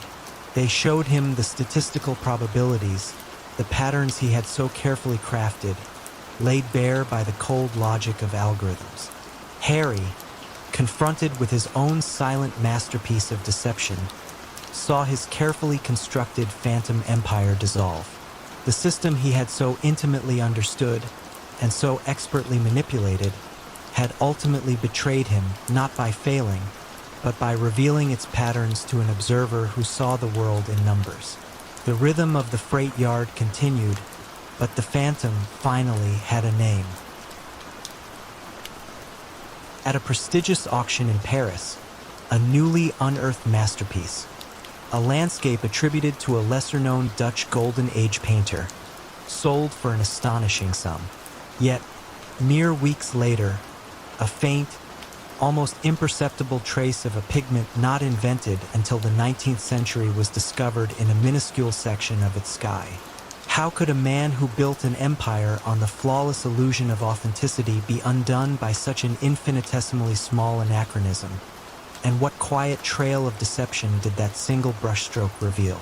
Marcel Dubois, known in exclusive circles as Le Curateur, never fit the archetypal image of a criminal mastermind.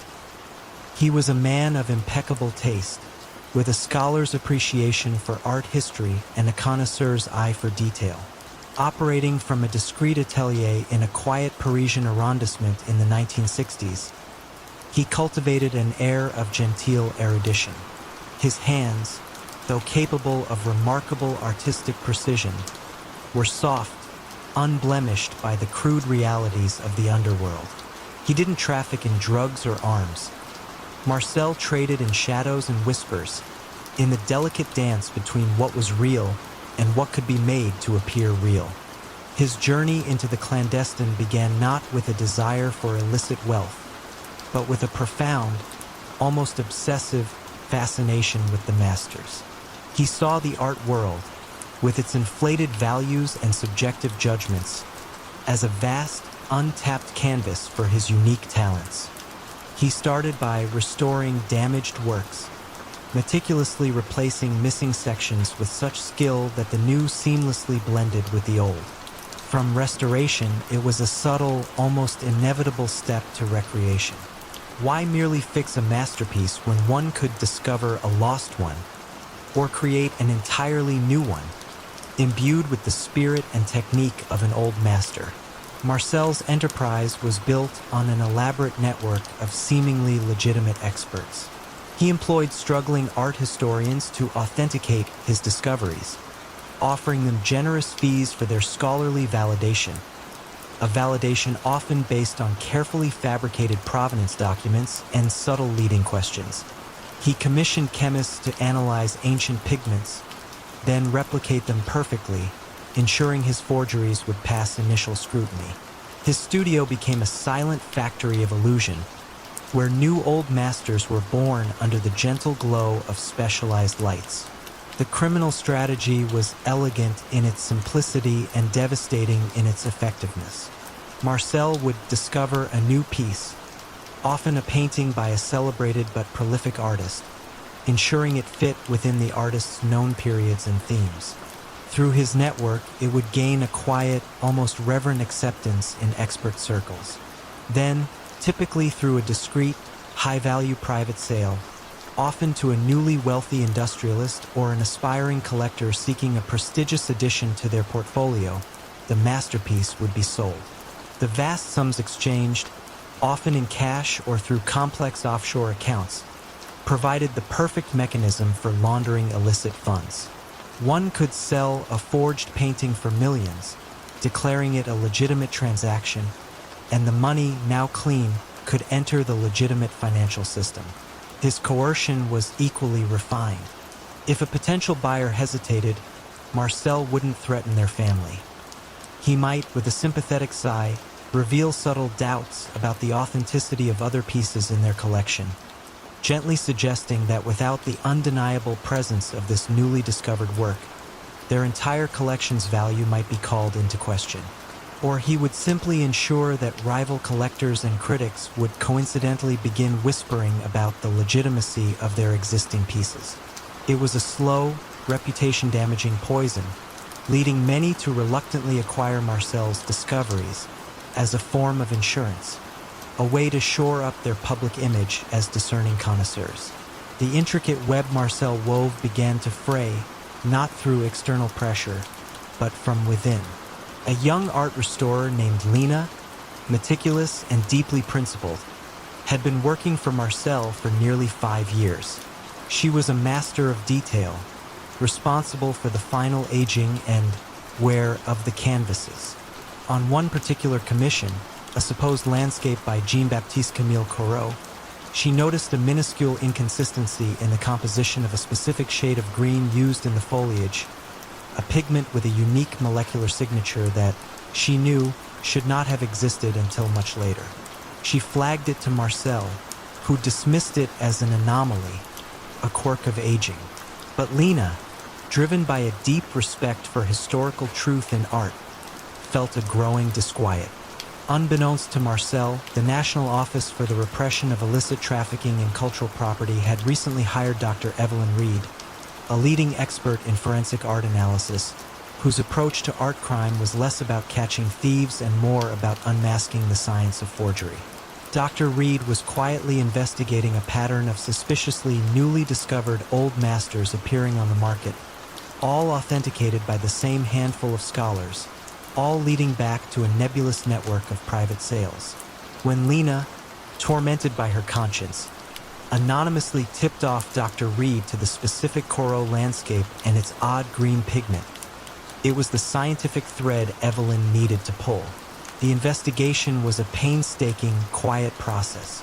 Dr. Reed used non-invasive techniques to sample and analyze other paintings linked to Marcel's network.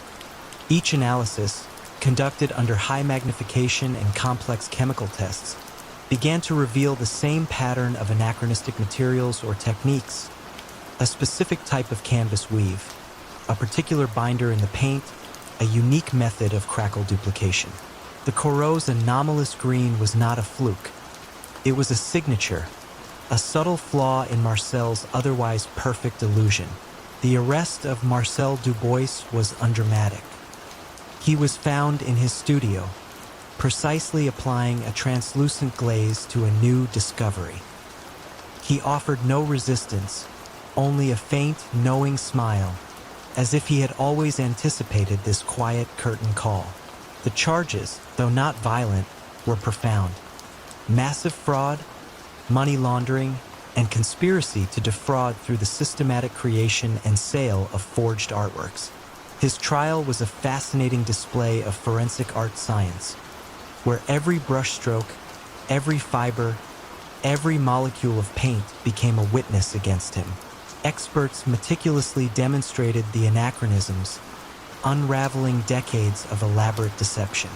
Marcel, ever the academic, listened intently, occasionally nodding at a particularly astute scientific observation. He had been a master of illusion, but the unwavering light of scientific scrutiny ultimately proved too bright for his subtle shadows. His empire, built on the delicate craft of imitation and the quiet manipulation of perception, crumbled. The art world, shaken by the scale of his deceit, began a new era of heightened scrutiny. The question of that single brushstroke was answered. It was the first tremor, the almost silent crack in the curator's meticulously painted facade. The early 2000s was often the first thing people noticed about Elias the dentist Thorne. He didn't extract teeth. He extracted secrets, leveraging deeply personal and often embarrassing information to manipulate London's elite. When a string of prominent figures, from politicians to media moguls, found themselves unexpectedly entangled in scandals, their every move seemingly dictated by an unseen hand, many wondered how a man with no overt power could exert such profound control. But what insidious form of soft coercion did Elias wield to bend the powerful to his will, and what seemingly insignificant loose thread, overlooked in his meticulous web, would ultimately unravel his empire of whispered threats? Elias Thorne was a master of observation, a quiet predator who understood the dark underbelly of human nature. He had no criminal record, no gang affiliations. His background was as a high-end concierge, a profession that granted him unparalleled access to the private lives of London's wealthiest and most influential. He listened, he watched, and he meticulously cataloged every indiscretion, every hidden vice, every desperate secret. His luxury apartment, far from a criminal lair, felt more like a meticulously organized archive of human frailty, filled with encrypted files and discreetly acquired snippets of information. His criminal strategy was a chillingly effective form of psychological leverage. Elias didn't resort to violence or overt blackmail. Instead, he employed what he called preventative reputation management. He would subtly approach a target, perhaps a politician with a hidden gambling addiction or a CEO with a secret mistress, not with a threat, but with an offer of discreet services, a quiet solution to a potential public relations crisis that they didn't even know they had until Elias revealed it. He'd present undeniable evidence of their secret, then offer to manage it, ensuring it never saw the light of day. The unspoken cost was compliance, a quiet agreement to a future favor, a subtle nudge in a business deal, or a carefully worded recommendation. The beauty of Elias's method was that his targets rarely even realized they were being blackmailed. They believed they were merely making a prudent decision to protect their reputations. He became an invaluable, albeit terrifying, asset to them, the unseen hand that smoothed over their potential PR disasters, allowing them to continue their public lives unblemished.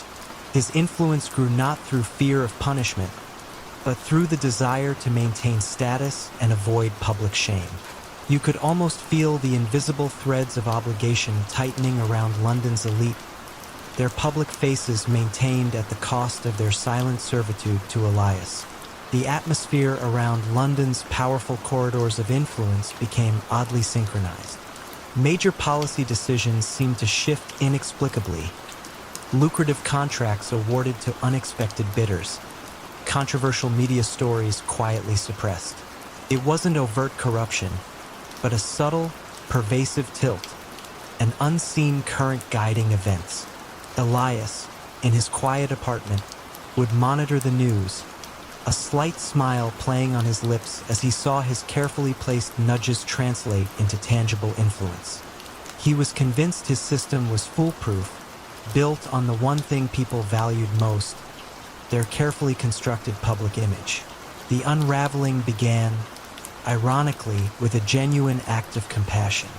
Elias had, for years, been discreetly obtaining confidential medical records through a network of compromised clinic administrators.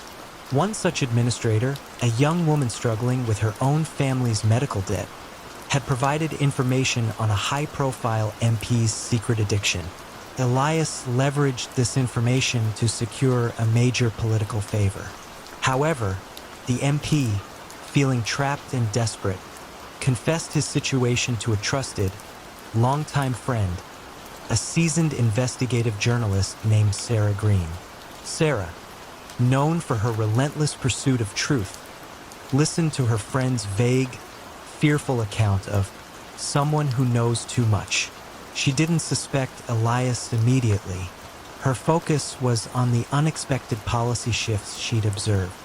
She began to notice a curious commonality among several powerful figures whose behavior had become erratic or uncharacteristically compliant. They all had, at some point, used the services of Elias Thorne's high-end concierge business. It was a faint pattern, almost a coincidence. Sarah's breakthrough came when she discovered that a particular private clinic, known for its discretion, had suffered a series of minor data breaches, unreported to the public, shortly before some of these powerful individuals made their unusual shifts. She started cross-referencing patient lists with Elias's client list. The overlap was chilling. It wasn't about the specific secrets, but the method of acquisition, the vulnerability of sensitive personal information. She then leveraged her own network of discrete sources to confirm that the clinic administrator had been quietly paid off. The climax wasn't a dramatic confrontation, but a quiet, methodical police investigation, sparked by Sarah's meticulously compiled dossier. They didn't find traditional evidence of blackmail, but they found an overwhelming pattern of unusual financial payments to specific individuals connected to sensitive data, followed by Elias Thorne's subsequent guidance of their powerful clients. The loose thread was not a secret revealed, but the subtle, systematic exploitation of human trust within seemingly legitimate services. As Elias, the dentist Thorne, was apprehended in his quiet apartment, surrounded by the echoes of 1,000 secrets, one couldn't help but wonder, how many others, driven by the desire to control, exploit the very privacy people strive to protect, creating empires out of whispers and quiet compliance? The aroma of freshly baked bread usually brought comfort, but in the small Sicilian town of Corleone in the late 1950s, the scent emanating from Papa Rocco's bakery carried a heavier, more complex essence. The quiet, pervasive presence of organized crime. Rocco the Baker Moretti was not merely crafting loaves. He was crafting a legacy of fear and control, using the ancient, unwritten codes of the Mafia to establish an unbreakable grip on the local economy. When whispers of an economic drought began to spread through the town, businesses mysteriously failing, shops unable to secure vital supplies, many suspected more than just bad luck. But what subtle, yet suffocating, form of coercion did Rocco employ to maintain his absolute dominion, and what unexpected force, seemingly unrelated to the Underworld, would eventually crumble his carefully kneaded empire? Rocco Moretti was a man of tradition, rooted deeply in the ancient ways of the island. He scorned the flashy displays of violence favored by newer generations of gangsters. His power was derived from omerta, from the unspoken law of silence, and from a deep understanding of the local community's needs and vulnerabilities. His bakery was not just a front. It was a central hub, a place where people came for their daily bread, and where Rocco, with a gentle smile and a knowing glance, dispensed both loaves and quiet decrees. He was the invisible hand, the unacknowledged authority that permeated every aspect of daily life. His criminal strategy was not about racketeering in the traditional sense, but about cultivating absolute economic dependency. Rocco didn't demand protection money directly. Instead, he would offer assistance. A struggling olive oil producer found his distribution network suddenly expanded, thanks to Rocco's connections. A small vineyard, facing financial ruin, received a generous, no-strings-attached loan from Rocco's benevolent fund. These acts of seemingly selfless aid created a profound sense of obligation. Once you accepted Rocco's help, you were subtly, irrevocably bound. Your loyalty became his, and your business a quiet extension of his influence. If a business owner dared to refuse his help, or worse, sought aid from an outside source, the consequences were swift and silent. Suddenly, their olive oil wouldn't reach the market. Their grapes wouldn't be harvested. Supplies wouldn't arrive. It wasn't sabotage. It was simply a series of unfortunate coincidences, a sudden, inexplicable disruption of supply chains. The message was clear, delivered without a single word. Rocco was the only conduit, the only source of economic life in Corleone. You could almost feel the chilling weight of this unspoken understanding, the invisible chains that bound every shop owner, every farmer, every family. The atmosphere in Corleone, while outwardly peaceful, was permeated by an undercurrent of fear and resignation. The town prospered, yes, but only on Rocco's terms. The money flowed, but a significant portion of it flowed back into Rocco's coffers through inflated prices on supplies he secured, or through favorable terms on loans that were never truly repaid. He controlled everything from the price of wheat to the hiring of local laborers. His power was absolute, yet so subtly wielded that many outsiders would dismiss it as simply the way things are done. The unraveling began not with a police investigation or a rival family, but with the arrival of the European Economic Community, EEC, in the late 1960s. Italy's integration into this broader economic bloc brought with it an influx of new agricultural subsidies, standardized trade regulations, and, crucially, open markets. For decades, Rocco had thrived on isolation, on controlling the limited avenues of commerce.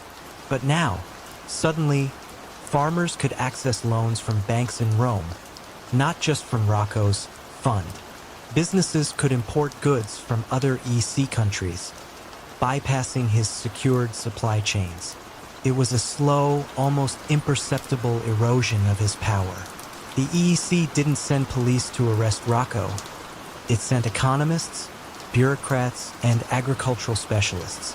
They offered new, legitimate alternatives, slowly chipping away at the foundation of dependency Rocco had so carefully built. A farmer, emboldened by direct subsidies, refused Rocco's help with his olive crop. Rocco tried his usual tactics. The supplies mysteriously vanished. The harvest was delayed. But this time, the farmer, through new EEC-sponsored cooperatives, found alternative buyers and suppliers outside Rocco's reach. The invisible chains began to snap. Other businesses followed suit, cautiously at first, then with increasing confidence. The fear began to dissipate, replaced by the cautious hope of economic independence. Rocco's power, built on the premise of being the sole gatekeeper, began to wane as more gates opened. He couldn't physically stop an entire continent's economic shift. The climax wasn't a shootout. It was the quiet, almost mundane, closure of Papa Rocco's bakery itself, deemed unprofitable as local businesses found cheaper, more direct routes for their supplies. The source of his control had dried up, not by force, but by the quiet, relentless tide of modernization and open markets. As Rocco sat alone in his empty bakery, the scent of bread fading, one could almost hear the ghost of a question lingering in the air. How many silent empires, built on the manipulation of basic human needs, are destined to crumble when new, legitimate pathways emerge? The faint smell of printing ink mixed with expensive cigar smoke in the air of Max, the editor Steiner's clandestine print shop in Berlin during the tumultuous 1920s. He wasn't publishing newspapers or novels, but counterfeit bonds, forged passports, and elaborate financial documents so perfect they could fool even the most seasoned bank clerks. When a sudden surge of seemingly legitimate, yet utterly untraceable, financial instruments began to flood European markets, disrupting economies and making fortunes vanish into thin air, many wondered how such impeccable forgeries could proliferate undetected. But what subtle artistry did Max employ to craft his flawless fakes? And what unexpected, almost microscopic, detail within his masterworks would ultimately betray the quiet genius of the editor? Max Steiner was a man of obsessive precision, a frustrated artist who found his true calling in the meticulous craft of deception. He had a background in fine art restoration and a profound understanding of paper, inks, and typography. He saw every document not just as a piece of paper, but as a complex tapestry of textures, colors, and minute imperfections that spoke volumes to the trained eye. His print shop, hidden behind a legitimate bookbinding business in a dimly lit alley, was a marvel of antiquated machinery and cutting-edge forgery techniques. He was the quiet artisan of the underworld, his tools not guns, but specialized presses, custom-made dies, and an encyclopedic knowledge of historical printing methods. His criminal enterprise wasn't about crude reproductions. Max's forgeries were masterpieces, indistinguishable from the originals to the naked eye, and often even under cursory examination. He didn't just copy, he recreated. For instance, when forging government bonds, he would painstakingly research the exact paper stock, the specific watermark patterns, even the minute variations in ink consistency used by the original printers decades ago. He understood that aging wasn't just about color. It was about the subtle degradation of fibers, the way light reflected off faded pigments. He would even factor in the expected wear and tear of a document handled over time. His network wasn't built on fear, but on reputation. Discerning criminals, international con artists, and even desperate politicians would seek out Max's services, knowing that his work was unmatched. He operated with a quiet confidence, his fee exorbitant, but his product guaranteed. He offered not just forgeries, but entire fabricated identities, complete with backdated tax records and fake bank statements, all crafted with the same obsessive attention to detail. You could almost feel the weight of the elaborate lies he brought into existence, granting legitimacy to the illegitimate and opacity to the illicit. The atmosphere in the financial capitals of Europe became one of growing unease. Bankers and treasury officials began to notice a peculiar phenomenon. Certain high-value transactions involving older, seemingly legitimate bonds or securities were untraceable after a few transfers. The documents themselves passed all initial authenticity checks, yet their origin vanished. This led to a quiet panic, as trust in the financial system began to erode. Max, meanwhile, continued his work, fueled by a sense of intellectual superiority, believing his artistry was beyond detection. The unraveling began, not with a suspicious transaction, but with a highly unusual request from a central bank's forensic expert. Dr. Lena Schmidt, a quiet, brilliant philatelist, stamp collector, turned document authenticator, had a unique obsession with the microscopic details of printed materials. She was handed a particularly perplexing counterfeit bond that had defied all conventional detection methods.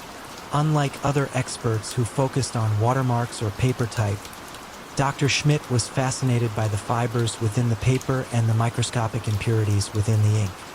Her breakthrough came with a new technique involving spectral analysis, which could identify the precise chemical composition of ink and paper.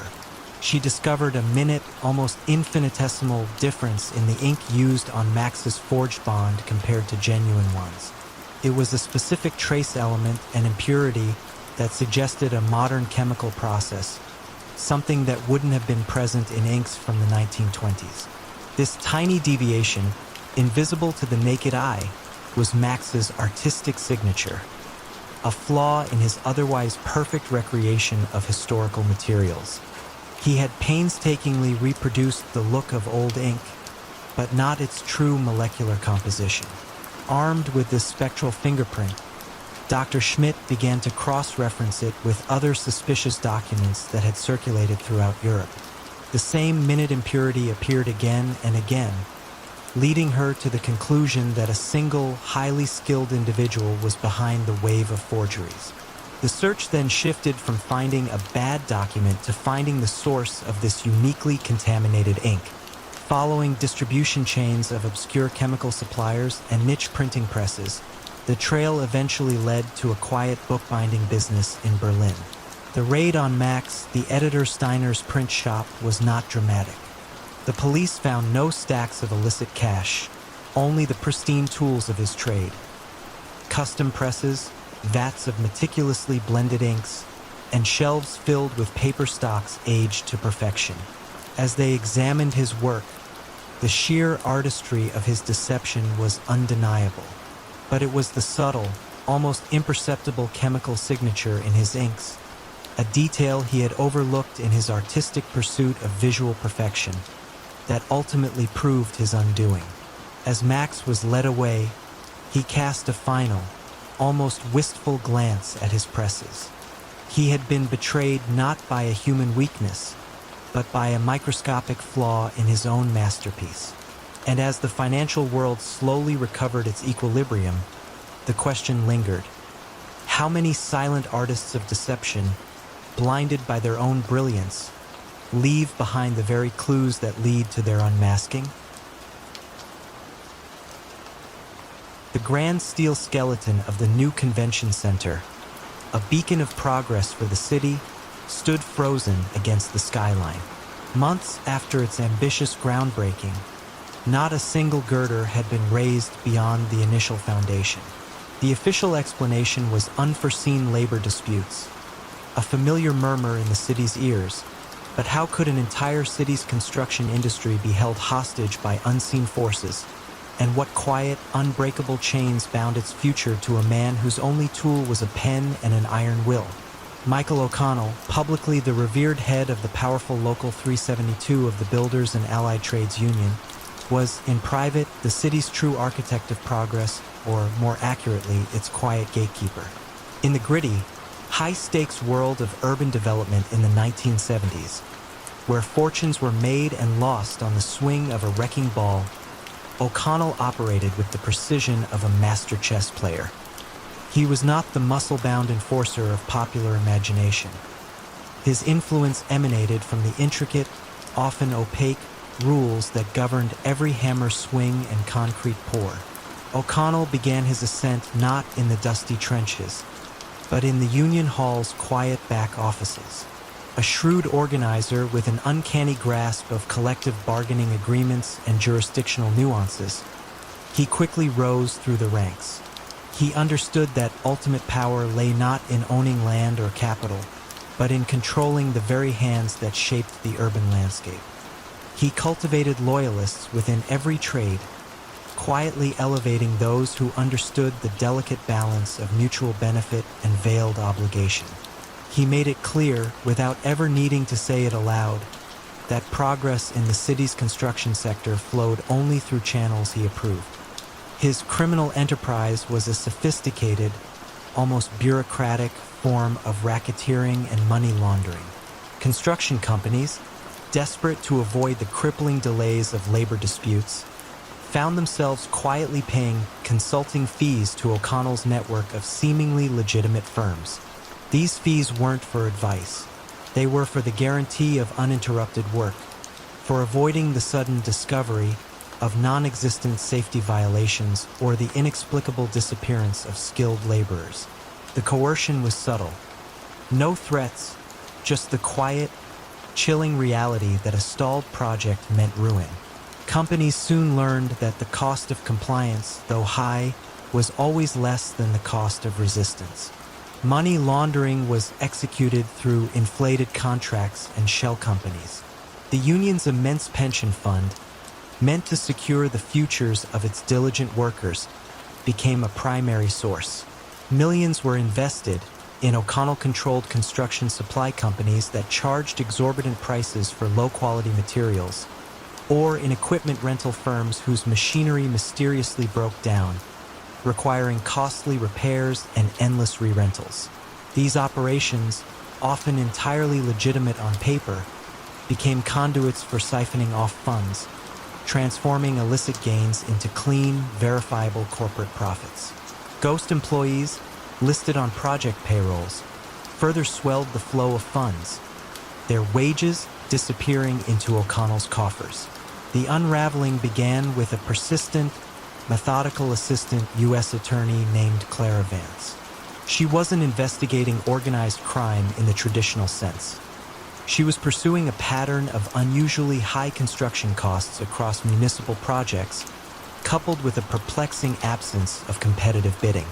Her focus was on economic efficiency, or rather, the lack thereof. She noticed that almost every major project in the city, regardless of the lead contractor, shared an invisible common denominator: a mysterious increase in unforeseen labor costs or delays that invariably led to contract renegotiations benefiting a select few.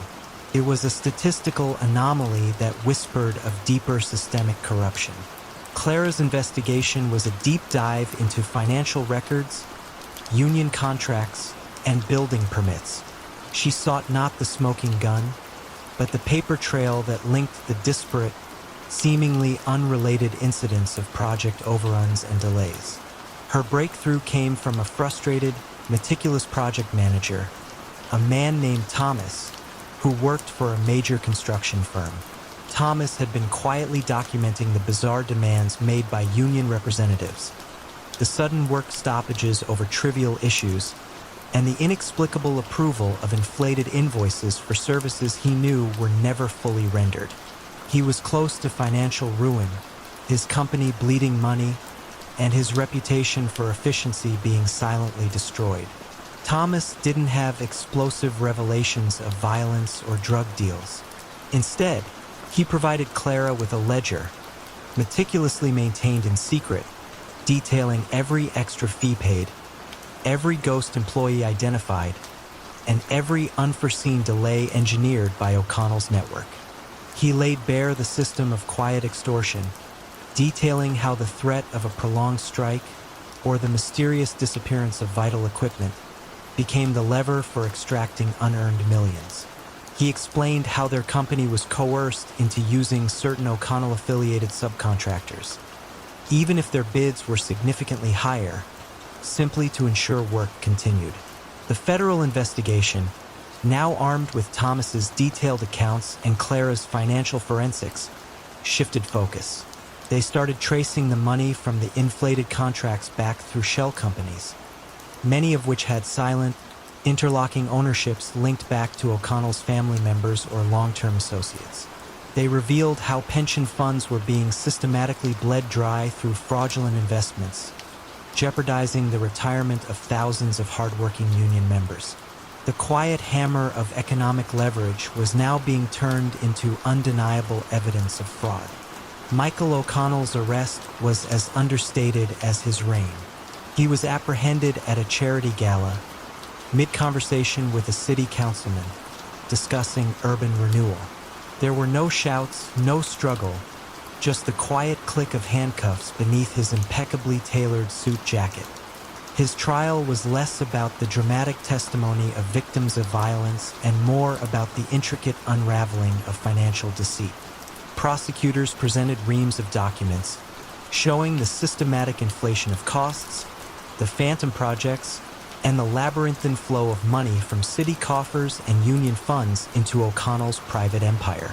The jury, made up of ordinary citizens, listened intently as the quiet mechanisms of economic strangulation were laid bare. O'Connell's empire, built not on concrete and steel, but on the quiet control of labor and the manipulation of financial systems, crumbled under the weight of its own intricate deceptions. The Grand Convention Center eventually continued its construction, but under new management and with a new sense of quiet relief. The question of its stalled progress and the hidden power behind it was answered. It was the silence of coerced compliance, echoing through the city's very foundations, that had finally been broken.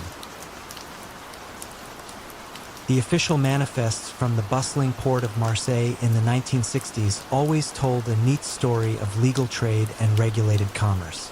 But beneath the surface, every crate, every barrel, every incoming ship paid an unspoken tariff to one man, a quiet, almost scholarly figure known only as Le Professeur. How did this unassuming man establish such an iron grip on the lifeblood of a major European city? And what tiny ripple eventually capsized his carefully constructed empire? Henri Dubois, Le Professeur, was not the typical image of a criminal kingpin. He wore spectacles, favored tweed jackets, and spoke with the measured cadence of an academic. His office, overlooking the vast expanse of the docks, was more library than lair, filled with maps, shipping schedules, and the faint scent of pipe tobacco. Yet, from this quiet sanctum, he orchestrated a system of control so pervasive, so deeply woven into the fabric of Marseille's maritime economy, that few even realized they were caught in its web until it was too late.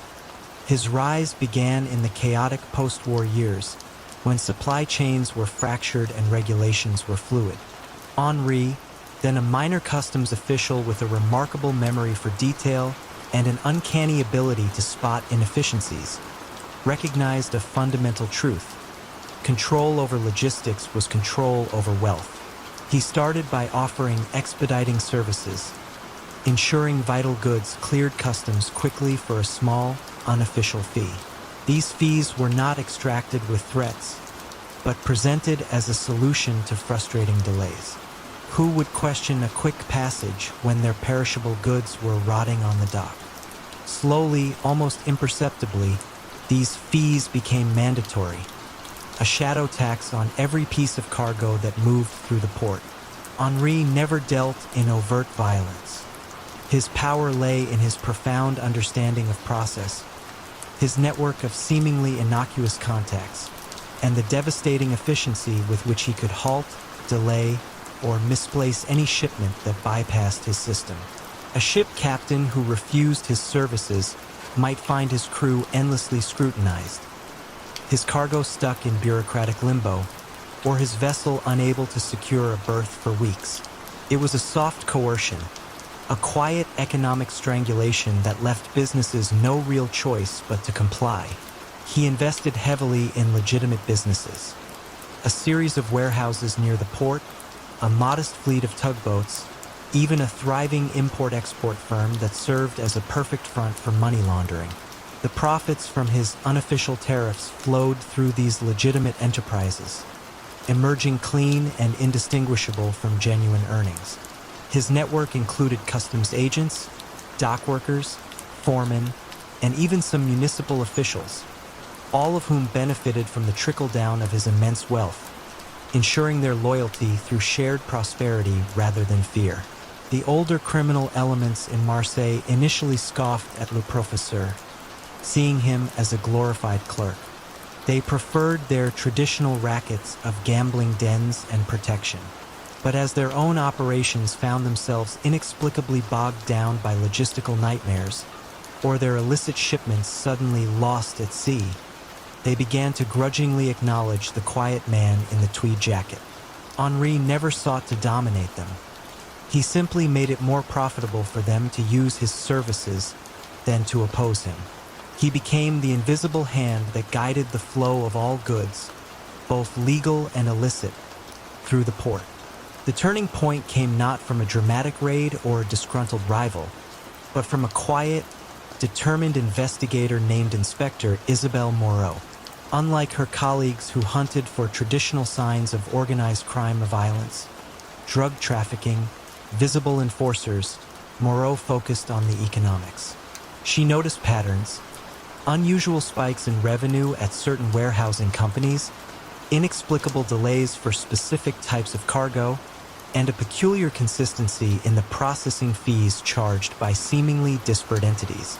It was a financial fingerprint, leading her to the one man whose name kept appearing in the background of these transactions, always associated with advisory roles, never direct ownership: Henri Dubois. Moreau began to interview the victims, the small business owners, the shipping agents, the independent captains who had silently chafed under Le Professeur's shadow tax for years. They were terrified to speak openly, but the accumulation of their quiet frustrations, their whispered accounts of goods spoiled and livelihoods ruined by mysterious delays, began to form a cohesive narrative.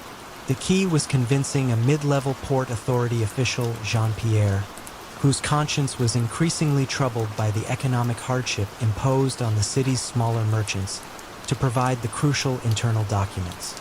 Jean-Pierre didn't offer explosive revelations of violence, but rather meticulously detailed ledgers, internal communication memos, and a web of shell company contracts that revealed the true ownership structure.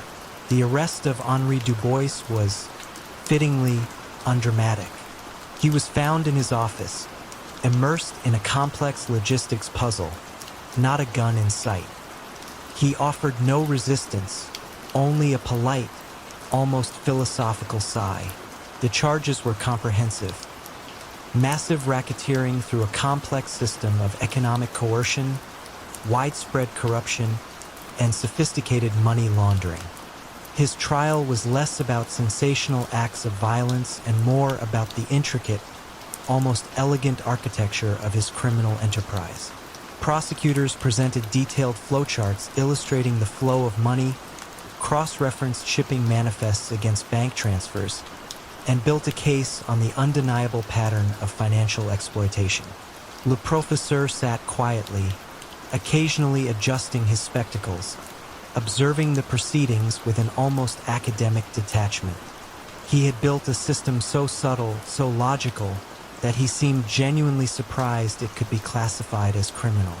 Ultimately, it was the sheer volume of meticulous documentation, the quiet testimonies of those he had subtly exploited, and the relentless detective work of Inspector Moreau that brought him down.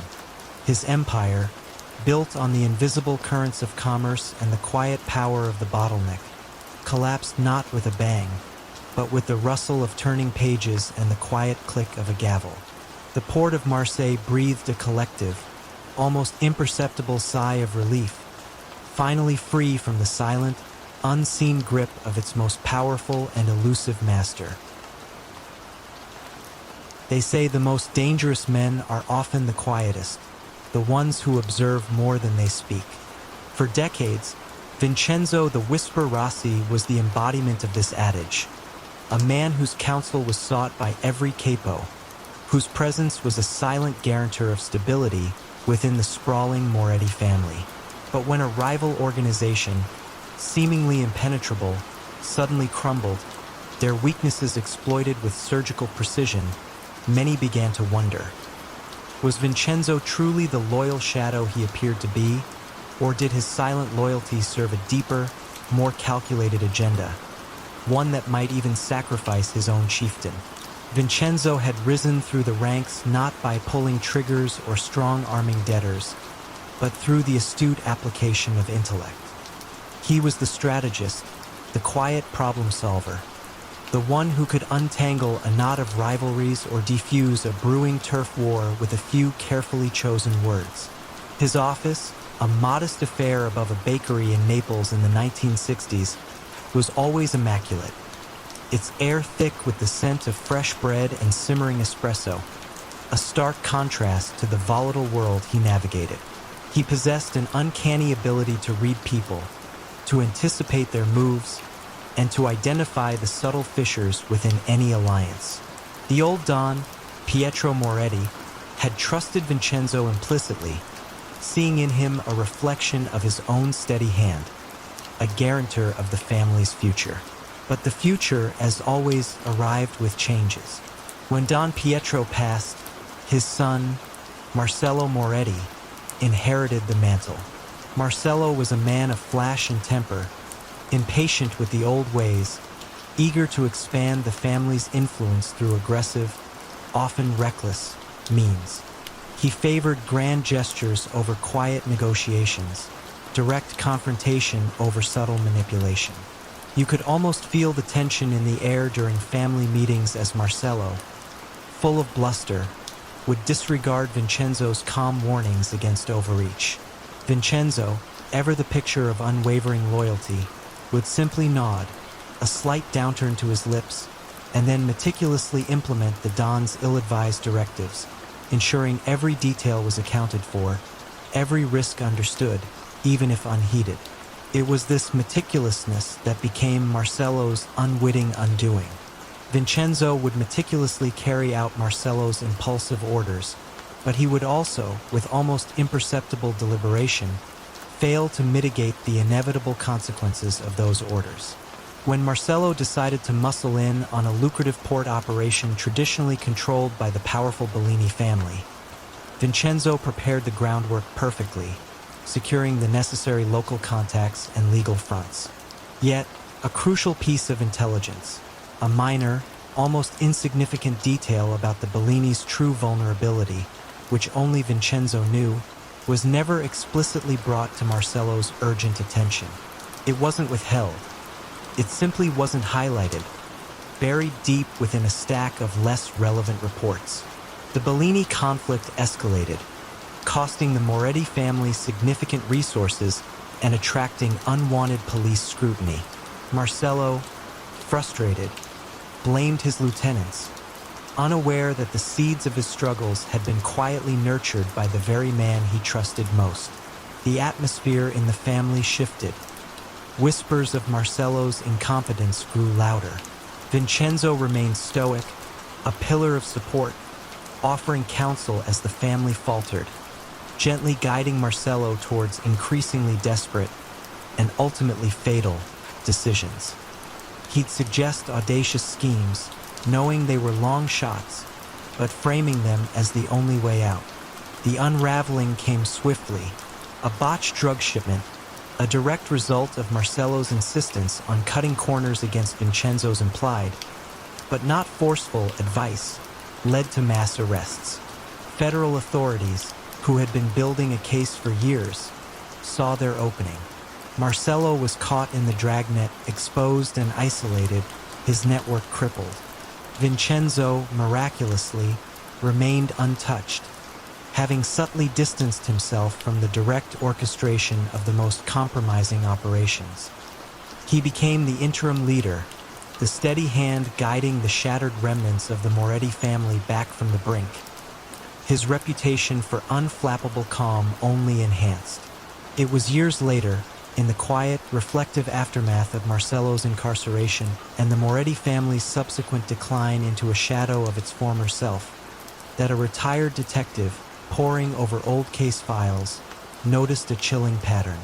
Every one of Marcello's major strategic blunders had been preceded by a seemingly innocuous, almost clerical oversight, or a piece of crucial, timely information that had, by sheer coincidence, arrived just a little too late, or was presented in a way that ensured it would be overlooked by the impetuous Don. It wasn't malice or overt sabotage, but a chillingly precise, almost artistic form of strategic inaction. He realized that Vincenzo's loyalty wasn't to any individual, but to the institution itself, And when an individual threatened that institution, Vincenzo became the quiet, unseen arbiter of fate. How many others, the detective mused, might have found their downfall orchestrated by the very hand they implicitly trusted, not with a bang, but with a silent, calculated whisper. In the heart of bustling Amsterdam, during the late 1990s, a seemingly legitimate import-export business dealing in high-end textiles quietly funneled millions in illicit narcotics across continents. Yet its charming, sophisticated owner, Elias Vandenberg, was known only for his impeccable taste and philanthropic ventures. How did a man so publicly admired manage to orchestrate one of Europe's most extensive drug smuggling operations, cloaked in the elegance of fine fabrics, and what almost poetic misstep, a flaw in the very beauty he professed to love, eventually exposed his elaborate deception? Elias Vandenberg was the epitome of Amsterdam chic. His company, Vandenberg Silks, occupied a magnificent canal-side townhouse, its windows displaying exquisite bolts of silk, fine linens, and rare tapestries from Asia and the Middle East. Elias himself was a patron of the arts, a frequent guest at gallery openings, and a generous donor to local charities. He was known for his discerning eye, his impeccable manners, and his fluency in several languages. He cultivated an image of refined success, a testament to legitimate enterprise. But beneath the shimmering surface of the silk trade lay a darker, far more profitable venture: the systematic high-volume smuggling of heroin from Central Asia into Europe, using the vast, intricate network of his textile import routes as an impenetrable cover. His method was both elegant and brutal in its simplicity. The narcotics were expertly woven into the very fabric of the textiles themselves, or carefully concealed within the dense bales of raw silk. The immense volume of legitimate fabric passing through customs, hundreds of thousands of meters of cloth, provided the perfect camouflage for the relatively small, yet highly valuable drug consignments.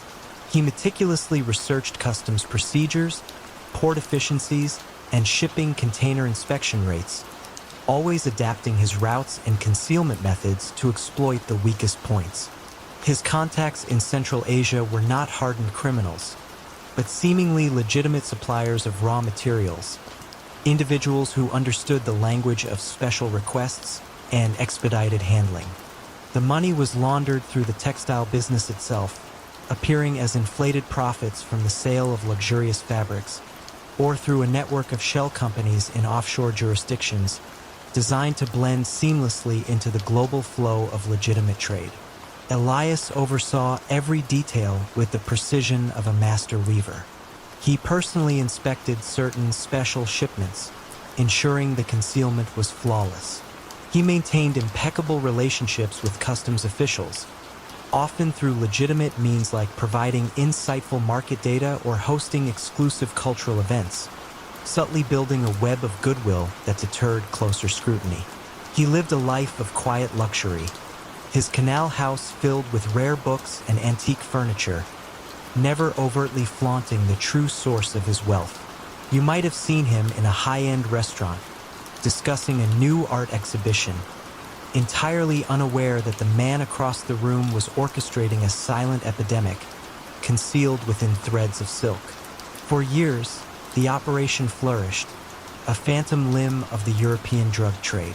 Law enforcement agencies were aware of a growing influx of high-quality heroin, but the usual suspects and traditional routes seemed insufficient to explain the volume. The idea that a respected, high-end textile importer could be the source seemed almost ludicrous.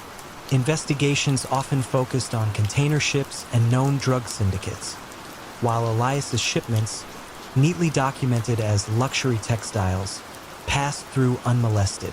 The first subtle tremor in Elias's meticulously woven empire came from an unexpected quarter: a new generation of forensic textile analysts. Dr. Anja Peterson, a Dutch chemist specializing in fabric composition and dye analysis, was working on a project for a major fashion house. trying to authenticate the origins of antique fabrics. She noticed a peculiar, almost imperceptible inconsistency in the weave of certain vintage silk shipments originating from a specific region in Central Asia, all imported through Vandenberg silks. The inconsistency wasn't a flaw, it was a signature, a microscopic deviation in thread count and tension that, while not affecting the fabric's appearance, suggested a secondary, non-standard processing step. It was a deviation that, to her trained eye, simply didn't fit with the stated historical origins or typical manufacturing processes of legitimate silk production. Dr. Peterson, driven by scientific curiosity, ran more detailed analyses. She discovered minute traces of unfamiliar chemical residues embedded within the fibers of these otherwise pristine silks, compounds completely unrelated to legitimate textile production. These traces were so faint, so deeply integrated, they would have been overlooked by any standard customs inspection. The poetic misstep was that the very method of drug concealment, the weaving into the fabric, left a subtle, almost invisible forensic signature that only the latest scientific techniques could detect. Her meticulous research, devoid of any prior suspicion, began to build a compelling case for an illicit process integrated into the manufacturing of these specific textiles. The quiet, scientific data led authorities directly to Elias Vandenberg. When a team of Dutch financial crime investigators, accompanied by Dr. Peterson, arrived at Vandenberg Silks, Elias was in his showroom, admiring a bolt of shimmering indigo silk. There was no dramatic raid, no flashing lights. They simply presented him with Dr. Peterson's detailed forensic report. Microscopic images of altered thread patterns, precise chemical analyses of illicit residues, and a compelling statistical breakdown of the suspicious shipments. The elegance of his operation had become its undoing. Elias, confronted with the irrefutable scientific proof embedded within the very beauty he used as his shield, saw his carefully constructed world unravel, not through betrayal or violence, but through the cold, unyielding precision of modern science. The silken threads, once his camouflage, became the undeniable evidence of his quiet reign as the shadow baron of the drug trade. The faded photograph, tucked into an old police file, showed a stern-faced man in a tailored suit, his gaze piercing. It was Alistair Finch, known as the Curator, a man who orchestrated the theft of priceless art and artifacts not for their monetary value alone, but for the intricate intellectual challenge they presented. His targets weren't banks or armored cars, but the supposedly impregnable vaults of European museums and private collections. When an unprecedented wave of high-profile art disappearances swept across the continent in the early 1990s, leaving no trace but a faint scent of cynicism, many wondered how a single individual could consistently outsmart the most sophisticated security systems. But what subtle flaw in Alistair's carefully constructed illusions would ultimately lead to his downfall, and what peculiar motivation drove him beyond mere profit? Alistair Finch was a ghost in the world of high art, a connoisseur with an illicit passion. He wasn't a brutish thief. He was an artist of infiltration. His canvas the security protocols of the world's most revered institutions. His background was as elusive as the shadows he worked within. Rumors spoke of a discarded academic career, a disgraced historian, a brilliant mind twisted by a sense of intellectual superiority. He never touched a piece himself, preferring to orchestrate from a distance. His network consisted of specialists, ex-military infiltrators, master forgers, digital experts capable of creating phantom security breaches, and even a few disillusioned museum conservators with intimate knowledge of a building's weaknesses. His modus operandi was a silent ballet of misdirection and psychological manipulation. He didn't smash display cases. He manipulated the environment around them. Imagine a museum's new, state-of-the-art security system being installed. Alistair would subtly introduce a flaw, a tiny glitch in the software, a seemingly insignificant blind spot in the camera feed days or even weeks before the actual heist. He'd create a carefully crafted decoy event, a false alarm at a different wing of the museum, a minor distraction at a nearby cultural event, drawing attention away from his true target. The goal wasn't just to steal the art, but to prove that he could, that no system was truly impregnable, that he understood the art of security better than its designers. Alistair's motivations were complex, far beyond simple financial gain. While he certainly profited immensely, his true pleasure lay in the intellectual triumph, in the meticulous planning and flawless execution of a theft that baffled the experts. He often chose pieces with historical significance, items that presented a unique challenge in terms of their protection or their public profile. He viewed himself as a collector of impossible feats, a curator of the uncatchable. You could sense his almost palpable satisfaction in the detailed, anonymous manifestos he sometimes leaked to select art critics after a particularly audacious theft, describing the elegance of the breach, subtly mocking the perceived invincibility of the institutions. The atmosphere around Interpol's Art Crime Division became one of increasing frustration and bewildered awe. Agent Isabel Moreau, a sharp, methodical investigator, was assigned to the Ghost Thief case. She noticed a pattern not in how the art was stolen, but in the types of pieces targeted, always high value, culturally significant, and often recently acquired or undergoing special exhibition. More importantly, she noticed the uncanny absence of physical evidence. It was as if the art simply vanished. This led her to a crucial realization. The perpetrator wasn't a conventional thief. He was a master of illusion, making things seem to disappear when in fact they had been carefully, almost surgically, removed. The subtle flaw in Alistair's grand design emerged from his own intellectual arrogance. After a particularly challenging heist, the retrieval of a rare Byzantine icon from a heavily fortified private collection in Switzerland, Alistair sent his usual anonymous taunting note to a renowned art historian. This time, however, he included a tiny, almost microscopic detail about the icon's unique restoration history, a detail so obscure that only a handful of genuine experts would know it. He intended it as a final flourish of intellectual superiority. The historian, an elderly, meticulous scholar, recognized the detail immediately. It wasn't just knowledge. It was a specific, almost pedantic interpretation of that detail that matched the work of a student he had once taught. A student who had disappeared years ago after a scandal involving academic plagiarism. Alistair Finch. The scholar, disturbed by the implication, quietly relayed this information to Agent Moreau. It wasn't a direct link, but it was a crucial starting point. Moreau began to investigate Finch's past, tracing his academic records, his intellectual interests, and the specific historical periods and artistic movements he had specialized in. This granular focus, this shift from "how was it stolen?" to "who would know this much?" slowly unraveled Alistair's web. The intellectual challenges he sought, and the specific obscure knowledge he used to highlight his triumphs, provided the unique fingerprint needed to identify him. The raid on his quiet London flat, far from any overt display of wealth, revealed not the stolen art, which he had already meticulously fenced through untraceable channels, but his true treasure, an extensive cross-referenced library of art history, security manuals, and meticulously detailed plans for future heists, each a testament to his chilling genius.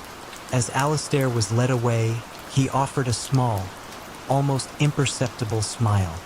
He had been caught, yes, but only because he had revealed too much of his own intellectual artistry. And as the international art world breathed a collective sigh of relief, many couldn't help but wonder if the curator had merely retired, or if he was already planning his next, even more audacious exhibition from behind bars. Compassionate heart of Seattle, where the tech boom cast long shadows over the city's growing homeless population, Arthur the Benefactor Croft was a revered figure. His charity, Hope's Embrace, built an empire of goodwill, providing food, shelter, and job training with remarkable efficiency. Yet Arthur himself remained modestly wealthy, never ostentatiously so. How did a man whose life was dedicated to alleviating suffering quietly cultivate a vast network of personal influence and hidden profit from the very desperation he claimed to serve? And what almost statistical whisper, a flaw born from an obsession with perfect humanitarian efficiency, eventually unmasked his profound deception? Arthur Croft was the embodiment of modern philanthropy.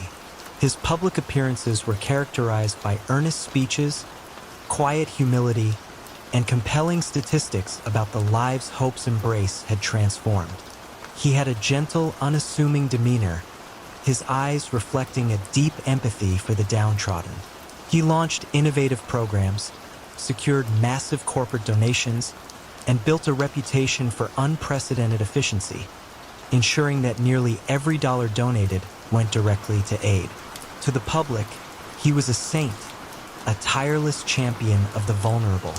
But Arthur Croft, beneath his polished altruism, saw human suffering as a unique resource, a means to cultivate an invisible web of favors, information, and quiet financial gain. He wasn't overtly stealing.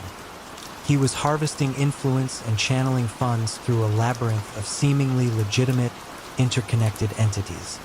His method was a masterpiece of benevolent control. When individuals or small businesses, facing ruin, sought help from Hope's Embrace, Arthur would not just offer a handout. He would provide a holistic solution, perhaps a significant loan disguised as a startup grant for a struggling entrepreneur, or a rental assistance package that subtly involved using a property owned by one of Arthur's shell corporations. The repayment terms for these grants were often structured to be perpetually just out of reach, ensuring a quiet, ongoing indebtedness.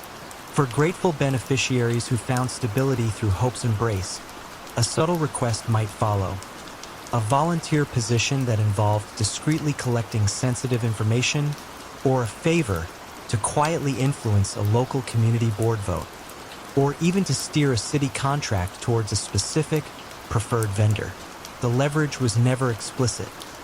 It was built on gratitude, quiet dependence, and the unspoken fear of losing the support that had pulled them from the brink. The true financial gains for Arthur flowed not from outright theft, but from inflated service contracts. Hope's Embrace would outsource services, catering for soup kitchens, security for shelters, vocational training materials, to a network of seemingly independent companies that were, in fact, quietly controlled by Arthur through layers of holding companies and dummy directors. These companies would charge significantly above market rates, siphoning off millions from donated funds. Yet the services themselves were always delivered, ensuring no obvious breach of trust. The money then returned to Arthur as management fees or investment returns, laundered through diverse portfolios. His personal life remained comfortably modest, his public persona meticulously maintained, further reinforcing the image of a selfless leader. 4 years, Arthur's system was impregnable. Who would audit a charity built on such universal goodwill? The sheer volume of transactions and the complexity of the nonprofit financial landscape, coupled with Arthur's unblemished reputation, shielded him from scrutiny. Any questions about costs were met with compelling, data-driven presentations on efficiency maximization and innovative resource allocation. The first faint tremor in Arthur's meticulously constructed world came not from a disgruntled beneficiary or an investigative journalist, but from an unexpected source. A young, idealistic data scientist named Dr. Clarasone, who had volunteered her time to help Hope's Embrace optimize their outreach programs. Clara was obsessed with the nuances of statistical reporting and the messy reality of human behavior. She began to notice a peculiar, almost unnatural smoothness in Hope's Embrace's internal financial reports and impact statistics. The numbers for overhead costs and percentage of funds directly to aid were consistently impeccably perfect, always hitting their targets with almost no variance month after month, year after year. This was statistically improbable for any large-scale, real-world charity, which should experience natural fluctuations, unexpected costs, and unpredictable human variables. It was as if the data had been too well managed, too perfectly aligned with the public image. Clara's investigation was a quiet, academic pursuit of anomaly. She applied advanced statistical models to Hope's Embrace's financial data, comparing its variances and distributions to those of other large charities. Her algorithms flagged consistent minute rounding patterns in expenses, particularly in the categories related to external service providers, and an uncanny absence of the usual financial noise or outliers that characterize legitimate, complex operations. Her breakthrough came when she identified a unique, almost imperceptible commonality in the metadata of the invoices from these external providers, a specific, repeated, and non-standard serial number format that linked them all to a single, unlisted software system, which in turn was registered to a small, private accounting firm that had no other apparent clients. The statistical whisper was the digital fingerprint of Arthur's obsession with presenting a perfect, unassailable financial picture. When federal investigators, armed with Clara's irrefutable statistical and digital forensics, finally approached Arthur Croft, he was addressing a room full of donors, passionately advocating for increased funding for his programs. There was no dramatic confrontation, no public spectacle. Instead, 2 U.S. attorneys and Dr. Sohn herself quietly waited for him in his office. He greeted them with his customary calm, offering them coffee. They didn't shout accusations. They simply laid out the evidence. A series of intricate charts illustrating the statistically impossible consistency of his financial reports, the unique digital signature linking his various service providers, and the undeniable flow of funds to his hidden entities. Arthur looked at the data, his expression slowly shifting from composed confidence to a quiet, profound realization. His world, built on the illusion of perfect philanthropy and the silent leverage of human need, had finally been unraveled, not by a single act of overt fraud, but by the relentless pursuit of an unseen truth, exposed by the very perfection he had so meticulously cultivated. Hushed galleries of the world's most prestigious art institutions, Dr. Eleanor Vance was a celebrated visionary, a curator whose uncanny ability to unearth lost masterpieces and authenticate enigmatic works single-handedly reshaped art history. Yet her personal collection remained surprisingly modest. How did a woman whose life was dedicated to preserving beauty quietly manipulate the very narrative of art? And what almost imperceptible signature, a unique chemical whisper on the canvas, eventually betrayed her meticulously crafted deception? Dr. Eleanor Vance was an icon in the rarefied world of high art. Her pronouncements on authenticity were considered gospel, her eye for overlooked genius legendary. With her silver-streaked hair elegantly pulled back and her thoughtful, measured pronouncements, she commanded respect in every auction house and museum. She had a particular talent for discovering neglected works in dusty private collections or attributing previously anonymous paintings to master hands, sending their market value soaring. To the public, she was a cultural benefactor, a tireless champion of forgotten beauty. But Eleanor Vance, beneath her veneer of scholarly passion, was a master manipulator of provenance and perception, orchestrating a silent commerce built on controlled information and carefully manufactured scarcity. Her method was an intricate dance of subtle influence and meticulously controlled revelations. She didn't forge paintings herself. Instead, she sought out high-quality imitations or genuinely old, but unremarkable works. Then, through a carefully orchestrated series of whispers and strategically leaked research, she would gently guide the art world's attention towards them. She had a network of complicit, or often unwitting, restorers, art historians, and minor auctioneers. A restorer might be tasked with a routine cleaning, that coincidentally highlighted a previously unnoticed detail that supported a particular attribution. An art historian might be subtly steered towards a new line of research that inadvertently bolstered the provenance of a piece Eleanor was preparing to discover. Her greatest trick was her ability to subtly discredit genuinely important but undervalued works that competed with her chosen pieces, using nuanced academic critiques that eroded confidence and shifted market interest. The financial gains from these manipulated market shifts flowed through layers of shell corporations and blind trusts, disguised as legitimate art investments or consultancy fees, ensuring her hands remained clean. Eleanor's power was absolute and unchallenged for decades. Her discoveries were too numerous, too beneficial to the art market, and too convincingly presented by her network of experts to be questioned. Any dissenting voices were subtly marginalized, their research dismissed as amateurish or poorly sourced. She lectured at prestigious universities, sat on influential acquisition boards, and her biography was lauded in every major art publication. You might have seen her at a private viewing, her head tilted, observing a painting with an intensity that suggested profound connection, entirely unaware that this was the very piece whose value she was meticulously engineering. The first faint tremor in Eleanor's meticulously curated world came not from a disgruntled artist or a suspicious collector, but from an unexpected source. Dr. Kenji Tanaka, a quiet, brilliant forensic art chemist from Tokyo.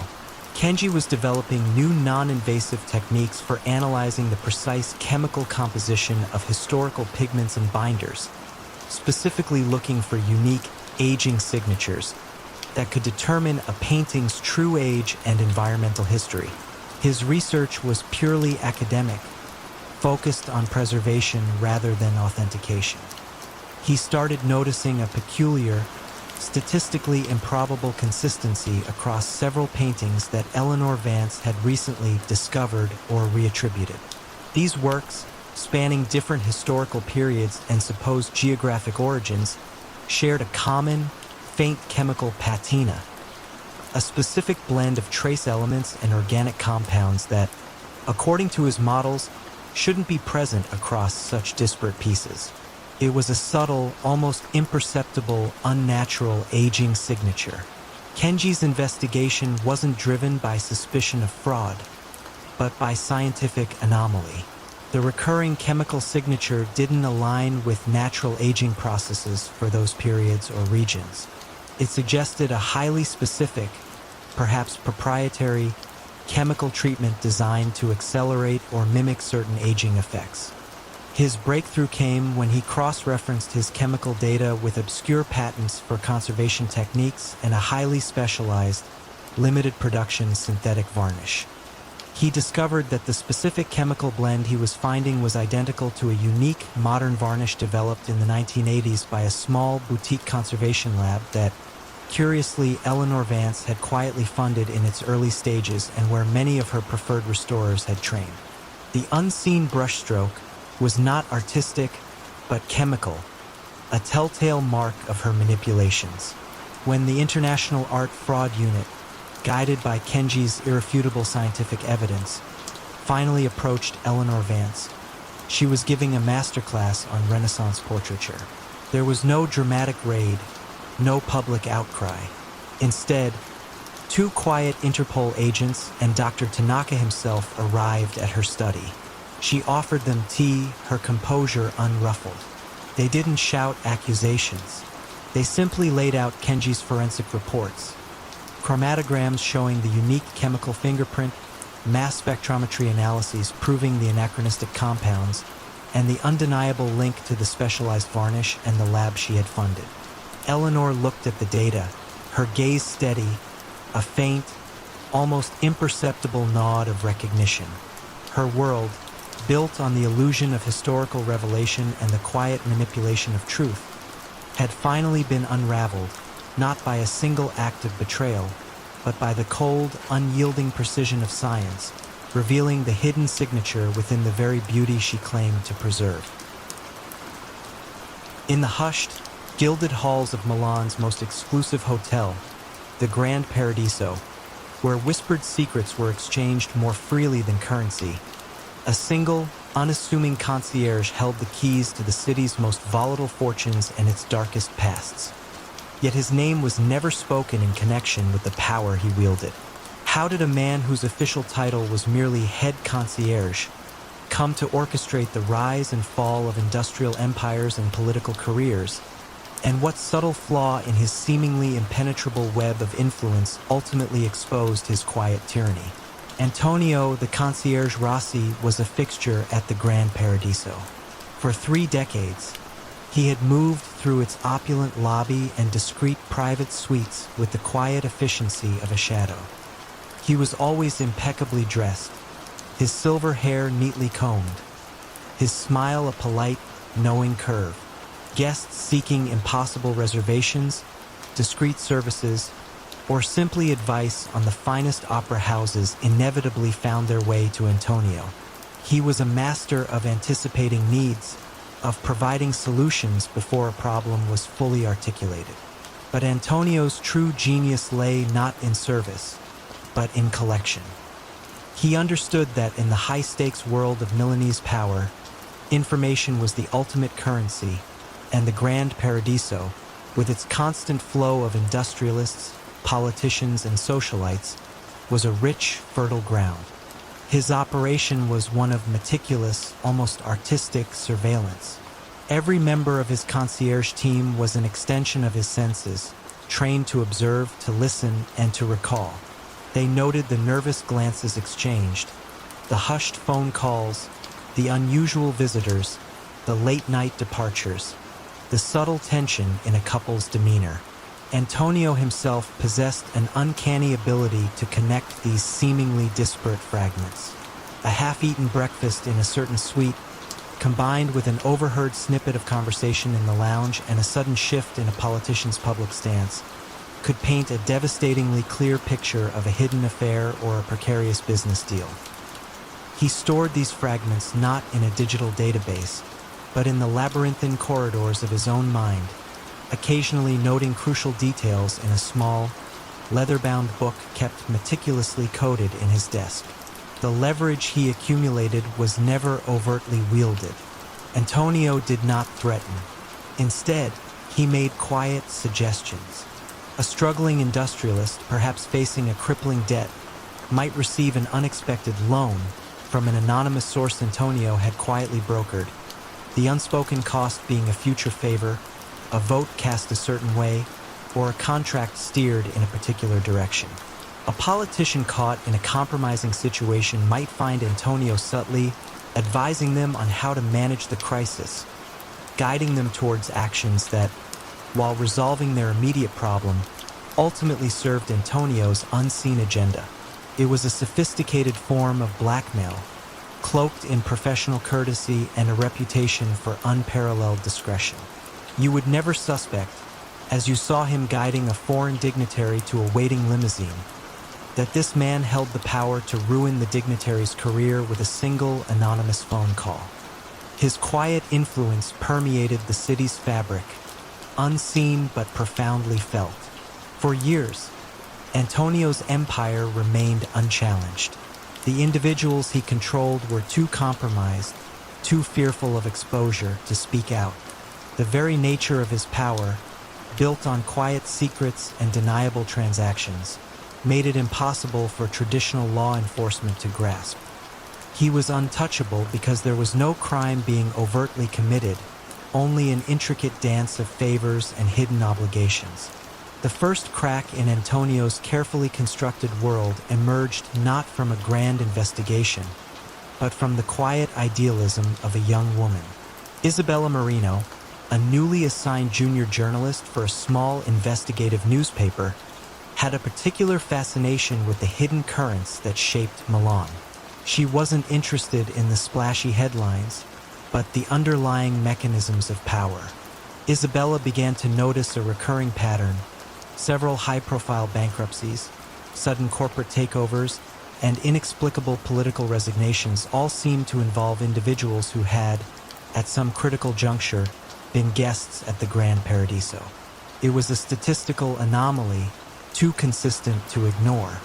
She started building a timeline, cross-referencing public records with what little gossip she could glean about the hotel's exclusive clientele.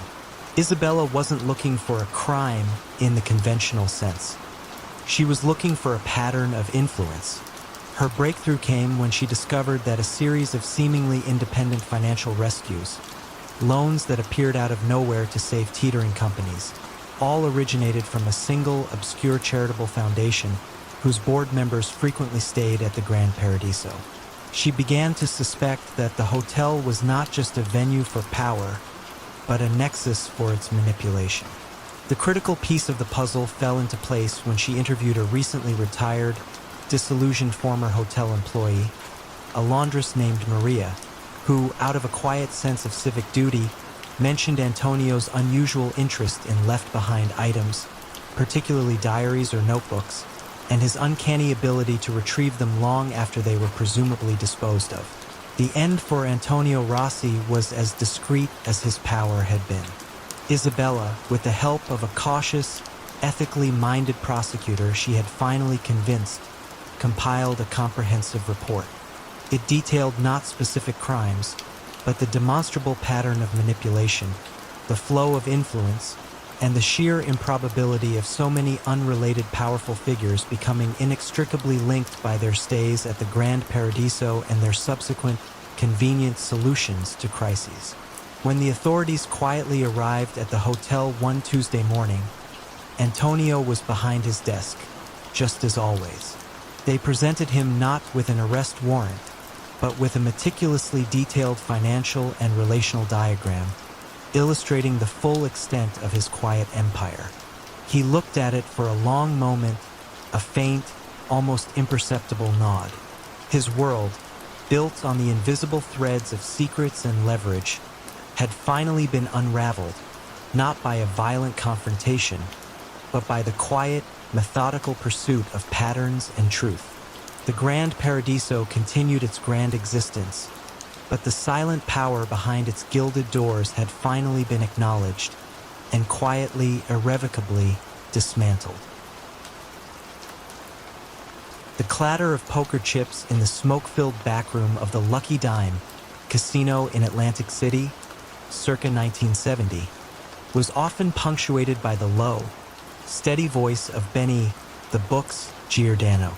He wasn't the kind of man to shout or threaten. His power lay in his unparalleled ability to fix games, not through outright cheating at the table, but by subtly corrupting the very systems designed to ensure fairness.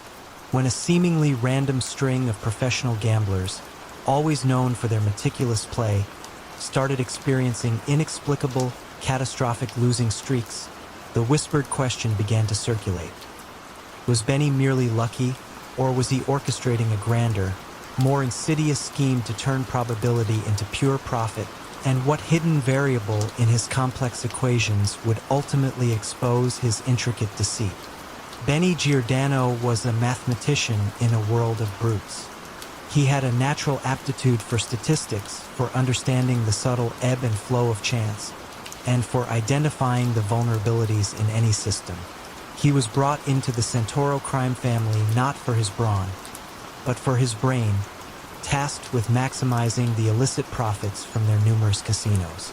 His office, a stark, functional space behind the glitz and glamour of the main casino floor, was filled not with weapons, but with probability charts, complex algorithms, and detailed schematics of slot machines and roulette wheels. He understood that true control lay not in intimidating players, but in manipulating the odds themselves, in making the inevitable seem like pure, unadulterated luck. His methods were as subtle as they were devastating. Benny rarely tampered directly with the physical machines. Instead, he corrupted the people who managed them. He'd identify low-level technicians, maintenance staff, or even pit bosses with hidden debts or secret vices, then apply gentle, almost imperceptible pressure. A debt quietly paid, a secret subtly alluded to. These individuals, compromised and grateful, would then implement minor, almost untraceable adjustments. A slot machine's payout percentage slightly lowered, but only for certain players or after a specific number of plays. A roulette wheel that, over thousands of spins, favored certain numbers by the slightest fraction of a degree. These weren't overt cheats. They were statistical nudges, small deviations that, over time, guaranteed a massive swing in the casino's favor. Benny also perfected the art of player profiling.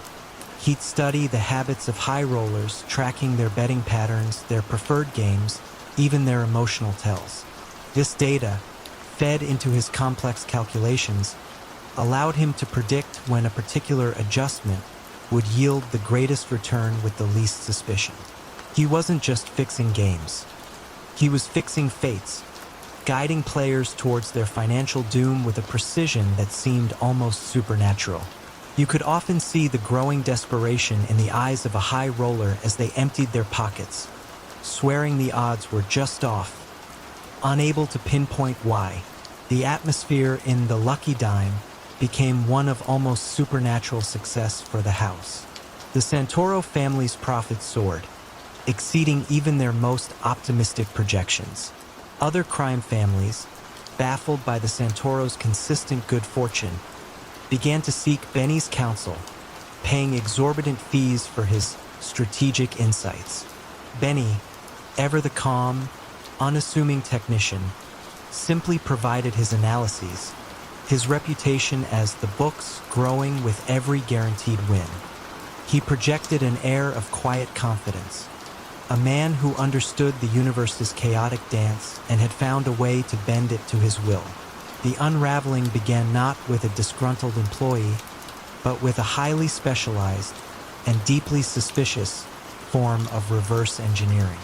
A consortium of frustrated professional gamblers, after suffering repeated, inexplicable losses at the Lucky Dime, pooled their resources and hired a brilliant, obsessive mathematician named Dr. Evelyn Reed. Evelyn wasn't interested in traditional police work. She was interested in pure probability. She brought in a team of statisticians and, disguised as ordinary patrons, spent weeks meticulously recording thousands of hours of gameplay data from the Lucky Dime and, crucially, from other rival casinos. Her breakthrough came when comparing the data. While all casinos had a house edge, the Lucky Dime exhibited tiny, almost undetectable, statistical anomalies in its payout patterns. Anomalies that couldn't be explained by random chance alone. It was like looking at a series of coin flips and noticing that, over 1 million flips, heads appeared 50.001% of the time, rather than the expected 50%. This microscopic deviation, when extrapolated over millions of dollars and thousands of players, pointed to deliberate systemic manipulation. The hidden variable in Benny's equation wasn't an external factor. It was his own sophisticated manipulation embedded within the probabilities. Evelyn's meticulous report, filled with arcane statistical proofs and irrefutable data, landed on the desk of a federal agent who had been fruitlessly investigating the Santoro family for years. The agent, initially skeptical of a purely mathematical case, was convinced by the sheer precision of Evelyn's findings. It wasn't about catching a specific cheat in action, but about demonstrating a pattern of impossible odds. Armed with this statistical evidence, the authorities obtained a sweeping warrant for the Lucky Dime, not to raid the main floor, but to meticulously examine every slot machine, every roulette wheel, every computer system, and crucially, every employee record. The technical adjustments Benny had overseen, minute as they were, left digital footprints, and the compromised employees, under intense interrogation, eventually confessed to the subtle manipulations. Benny the Book's Giordano, who had built an empire on making the impossible seem inevitable, found his sophisticated web of probabilities undone by the relentless logic of an even sharper mind. As he was led away, the casino floor was unusually quiet, and many patrons couldn't help but wonder if, in the world of chance, there was ever truly such a thing as luck. The old shipping docks of Marseille, even in the bustling mid-1980s, held a certain weary grandeur. their metal cranes silhouetted against the Mediterranean sky like skeletal giants. It was here, amidst the clatter of cargo and the salty tang of the sea, that Henri Dubois, known ironically as the seamstress, stitched together his illicit empire. His craft wasn't in fabrics, however, but in people's deepest, most guarded secrets. When a series of powerful, seemingly untouchable figures across France suddenly found their lives unraveling, their reputations shredded by anonymous leaks, many whispered of a ghost in the shadows.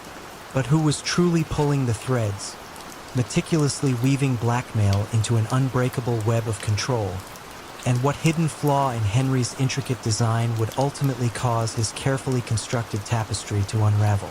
Henri Dubois was an unassuming figure. He owned a small, legitimate import-export business on the docks, dealing in textiles and spices. His hands, though, were far more adept at handling delicate pieces of information than bales of cotton. He wasn't a man who relied on brute force or overt threats. Instead, Henri specialized in listening, observing, and meticulously cataloging the indiscretions of the powerful and influential. His network wasn't composed of armed enforcers but of discreet informants. Disgruntled secretaries, disillusioned mistresses, corrupt hotel staff, and even a few weary journalists. These individuals, often paid meager sums for seemingly trivial gossip, were unknowingly feeding the loom of Henry's intricate blackmail scheme. His rise began with quiet precision. A city councilman caught in a minor financial impropriety would suddenly find a well-dressed man, Henri himself, sitting opposite him in a quiet cafe, calmly presenting an undeniable dossier. The demand was never money directly, but rather a favor. A zoning permit approved, a rival's customs clearance delayed, a key piece of legislation quietly influenced. This method, far more insidious than simple extortion, built Henri a silent army of compromised individuals, each indebted and subtly controlled. The targets, fearing public humiliation and ruin, almost always complied. You could see the subtle shift in their demeanor around town, a new guardedness, a faint shadow of fear in their eyes. Henry's genius lay in his understanding of human weakness and the power of reputation. He knew that for many in positions of authority, the exposure of a secret, an affair, a hidden financial dealing, a past mistake, was far more devastating than any physical threat. He didn't need to brandish a weapon. The threat of a well-placed anonymous tip to a newspaper or a carefully timed delivery of sensitive documents to a prosecutor's office was enough. His empire was one of quiet leverage, of whispered commands, and of a chilling certainty that everyone had something to hide, and he would find it. The subtle shifts in Henry's operation were almost imperceptible, a slow tightening of the threads. As his influence grew, his targets became more prominent. High-ranking government officials, wealthy industrialists, even a prominent judge. The demands grew more significant, the favors more daring. The pattern was always the same. A meticulous investigation, the quiet gathering of irrefutable evidence, and then the calm, unyielding presentation of the dilemma. The more powerful the target, the more leverage Henri gained, creating a seemingly unbreakable chain of influence that stretched from the docks of Marseille to the corridors of power in Paris. The moment of unraveling, however, came not from a heroic police raid or a dramatic double-cross, but from a flicker of unexpected humanity. One of Henry's informants, a young, desperate woman named Sylvie who worked as a housekeeper for a prominent banker, provided a crucial piece of information about her employer's illicit offshore accounts. Henri used it, as he always did, to bend the banker to his will. But Sylvie, burdened by guilt and despair, and fearing for her own safety, made a desperate call to a local journalist. Not about the banker, but about the seamstress himself. She spoke vaguely of a man who knows too much, a man who weaves secrets. The journalist, intrigued by the cryptic tip, dismissed it as paranoia at first. But when a seemingly unrelated incident, a minor dockworker dispute, was unexpectedly smoothed over by a high-ranking official known for his rigid stance, the journalist's antennae went up. He began to connect seemingly disparate events, noticing a common thread: the unexpected compliance of powerful figures. He couldn't prove anything, but the pattern was undeniable. He didn't expose Henry's network directly. Instead, he wrote a series of highly speculative, thinly veiled articles about shadow figures manipulating power from behind the scenes. These articles, though lacking specific names, created an atmosphere of paranoia among Henry's compromised contacts. One by one, fearing exposure from both the journalist and Henri, they began to quietly, carefully offer their own, carefully leaked tidbits to the authorities, not about their own indiscretions, but about the shadowy figure who held them captive.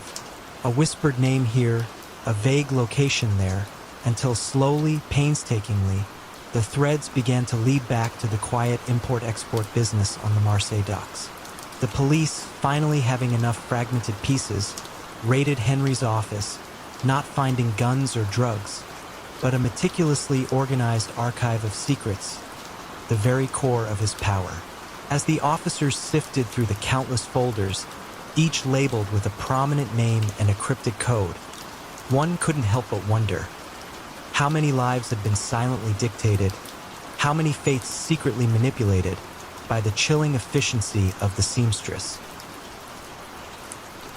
The afternoon sun, filtering through the Venetian blinds, cast long, striped shadows across the dusty ledger. It wasn't the kind of book you'd find in a typical accounting office. Its leather cover was worn smooth from years of handling, and its pages, filled with neat, precise entries, detailed transactions that would make any legitimate auditor blanch. This ledger, discovered behind a loose brick in the study of a quiet suburban home, hinted at an empire built not on concrete and steel, but on whispers and fear.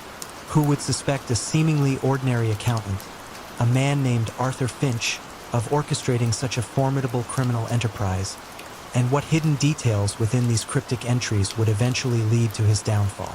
Arthur Finch was, to all outward appearances, the epitome of suburban normalcy. He drove a sensible sedan, mowed his own lawn every Saturday, and volunteered at the local library's annual book sale. Yet, beneath this veneer of quiet respectability, Arthur possessed a mind sharper than any blade, honed by years of intricate financial dealings. He wasn't a man of muscle or intimidation. His power lay in numbers, in the silent dance of assets and liabilities, and in understanding how to make illicit gains vanish into the legitimate economy like smoke into air. His criminal network didn't operate through street corners and dark alleys, but through shell corporations, offshore accounts, and a sophisticated web of legitimate-looking businesses, laundromats, small-town cinemas, even a chain of seemingly innocuous dry cleaners. His ascent began subtly in the late 1970s. You might recall stories of local businesses struggling to make ends meet, suddenly finding an unexpected lifeline, a low-interest loan, a generous investment. These benefactors were often front companies controlled by Arthur. He'd offer help, not with threats, but with a quiet understanding, a knowing glance that conveyed a deeper obligation. Once indebted, these businesses became conduits, unwitting or otherwise, for his operations. The laundromats, for example, were perfect for blending dirty cash with legitimate income, the sheer volume of small, untraceable transactions providing an ideal cover. It was a strategy of soft coercion, a silent tightening of the noose, where loyalty was bought with relief and betrayal meant financial ruin, not physical harm. Arthur's network grew, extending its tendrils across state lines. His genius lay in his meticulousness. Every dollar, every transaction, every quiet agreement was recorded in ledgers like the one found, though most were never meant to see the light of day. These books were his true power, a detailed map of his shadow empire, outlining who owed what, who could be trusted, and who, with a little financial pressure, could be swayed.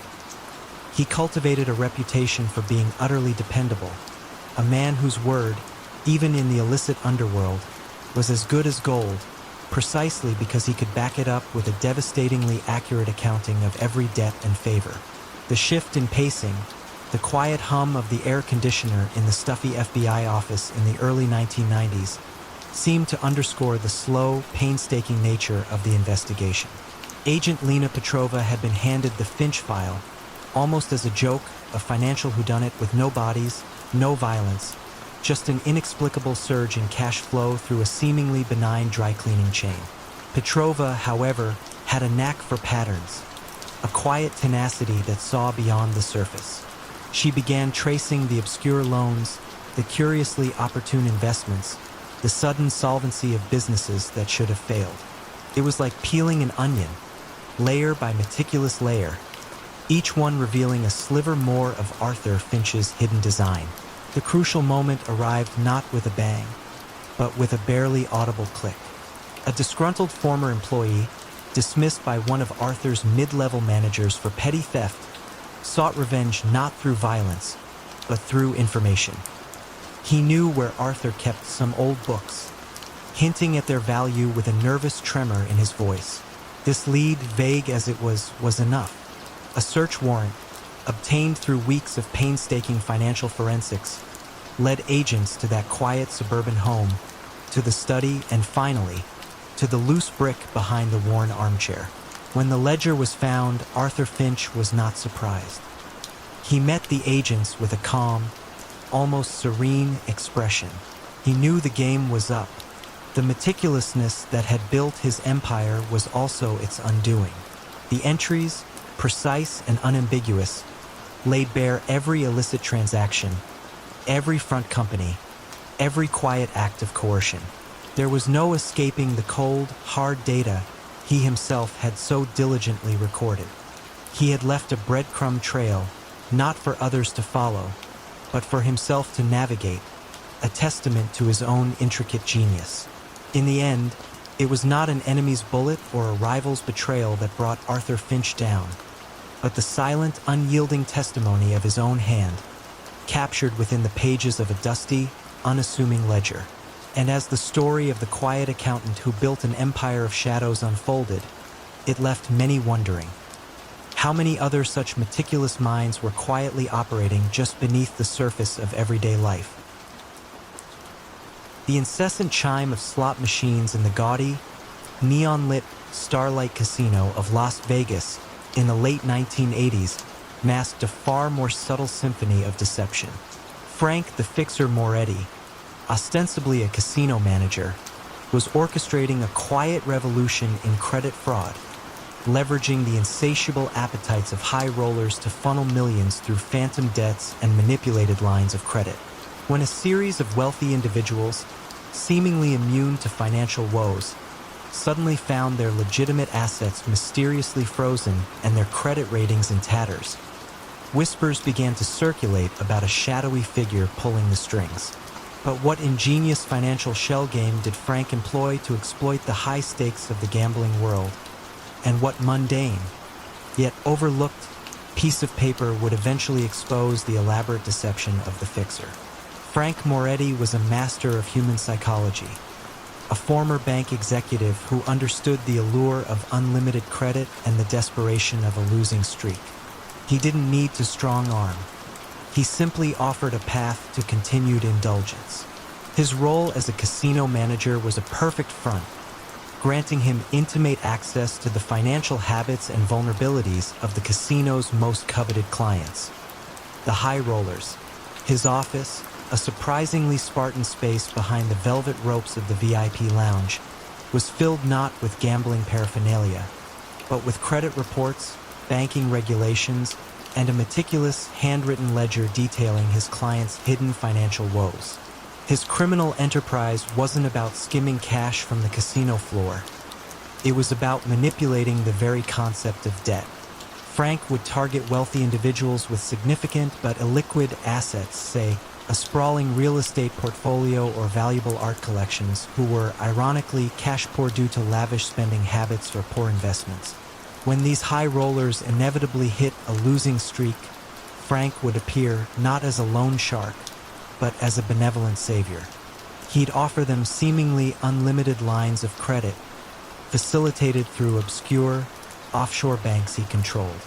The terms were simple. Use the credit to keep gambling, and he would handle the paperwork. The ingenious part was that these lines of credit were largely fictitious. The money wasn't coming from legitimate loans. It was simply a digital entry in a phantom ledger. However, once the high roller had lost this phantom money at Frank's tables, and the casino, owned by Frank's associates, had won it, Frank would then present the client with a series of fabricated, legally binding debt instruments. These documents, complete with forged signatures and official-looking stamps, represented the losses as legitimate, unsecured loans from the offshore banks. The high rollers, embarrassed and desperate to avoid public exposure of their gambling debts, would sign anything to make the problem disappear. Frank would then sell these fabricated debts to other shell companies he controlled, layering the transaction until the origin of the loan was untraceable, and the debt became a legitimate claim against the high roller's real assets. Frank's influence grew exponentially. He transformed the casino into a hub for laundering not just money, but also the consequences of reckless spending. The atmosphere in the VIP lounge was one of perpetual indulgence, where credit seemed endless and losses merely a temporary setback.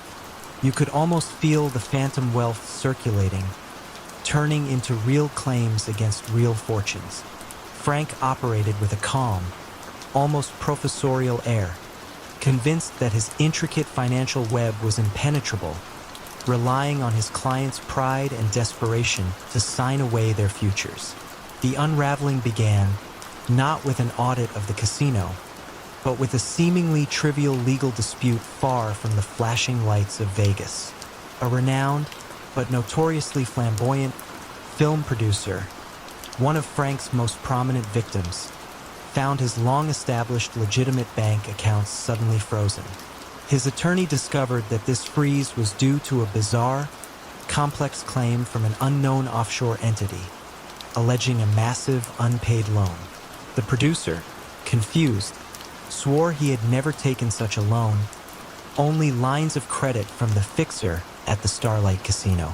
The attorney, accustomed to dealing with legitimate financial institutions, found the offshore entity completely untraceable. This bizarre case landed on the desk of a quiet, meticulous FBI fraud investigator, Agent David Kim. Kim had been tracking a curious pattern of frozen assets and unexplained offshore claims among wealthy individuals, all of whom had recently frequented the Starlight Casino. He started focusing not on the casino's income, but on the documents associated with these phantom loans. He noticed a subtle, recurring anomaly. The notarization stamps on several of these loan agreements all shared a very specific, almost imperceptible misalignment. It was a flaw so minute that only a forensic document examiner would spot it. Kim realized that while the documents appeared perfect, the process of their notarization was flawed. The specific misalignment suggested that a single notary stamp, perhaps an authentic one being used illicitly, was consistently being applied slightly off-center. This tiny, overlooked detail, a single physical signature in a world of digital transactions, became Frank's undoing. Following the trail of this unique notary mark, Kim traced it back to a small, unassuming notary office in a strip mall just outside Vegas, an office owned by a relative of one of Frank's low-level associates. The notary, under interrogation, confessed to forging hundreds of documents for the fixer, meticulously following his instructions, but leaving behind that single, consistent tell. The raid on Frank, the fixer Moretti's office, uncovered no cash, no weapons, but boxes filled with thousands of these meticulously crafted, yet subtly flawed, loan agreements.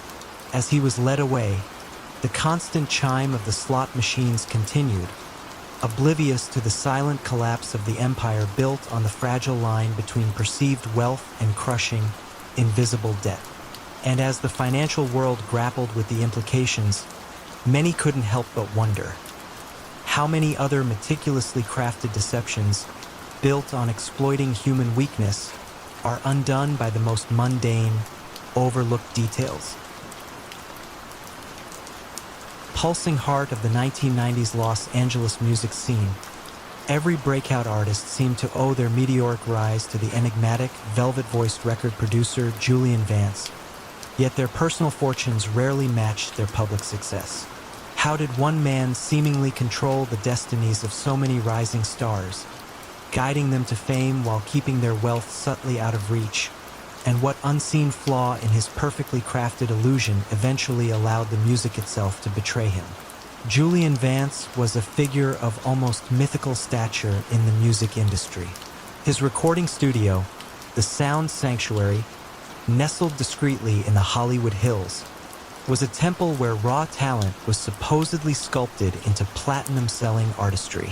Vance himself was a study in refined charm, always impeccably dressed in custom-tailored suits, his silver hair swept back, his voice a smooth, encouraging purr that could coax a timid singer into a powerful performance.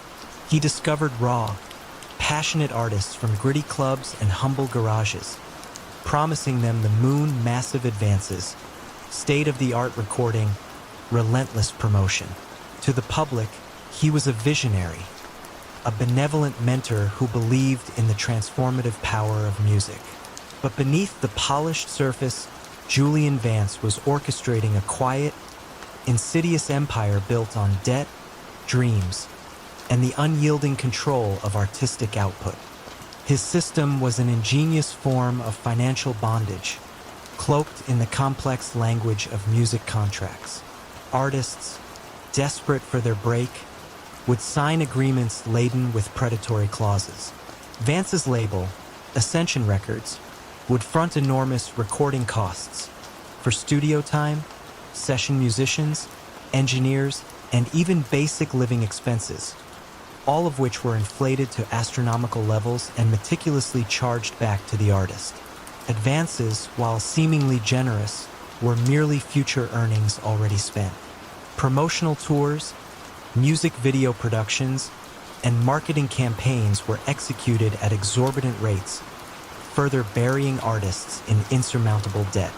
The artists, perpetually in the red, would find their actual royalties, their share of album sales, touring revenue, and merchandise, absorbed by these ever-growing recoupable expenses. Vance wasn't stealing money outright. He was simply ensuring that the artist's side of the ledger never reached profitability. You might have visited the Sound Sanctuary, perhaps on a studio tour, catching a glimpse of a young, intense musician laying down tracks, or a vibrant singer rehearsing, their faces alight with hope. You would have heard the buzz of creativity, the promise of stardom. What you wouldn't have seen was the quiet, relentless bleed of their future. The real money flowed not to the artists, but to a series of shell companies controlled by Vance, disguised as production houses, marketing agencies, and tour management firms. These companies would charge Ascension Records exorbitant fees, funneling the actual profits away from the artist's recoupable earnings and into Vance's hidden accounts, often located in obscure Caribbean jurisdictions. The artists were kept perpetually indebted, their careers entirely dependent on Vance's continued investment. Any artist who tried to leave or question the finances found their album mysteriously shelved, their touring opportunities vanish, or their contracts tied up in endless, ruinous litigation. The coercion was subtle, professional, and devastatingly effective. For nearly a decade, Vance's empire flourished.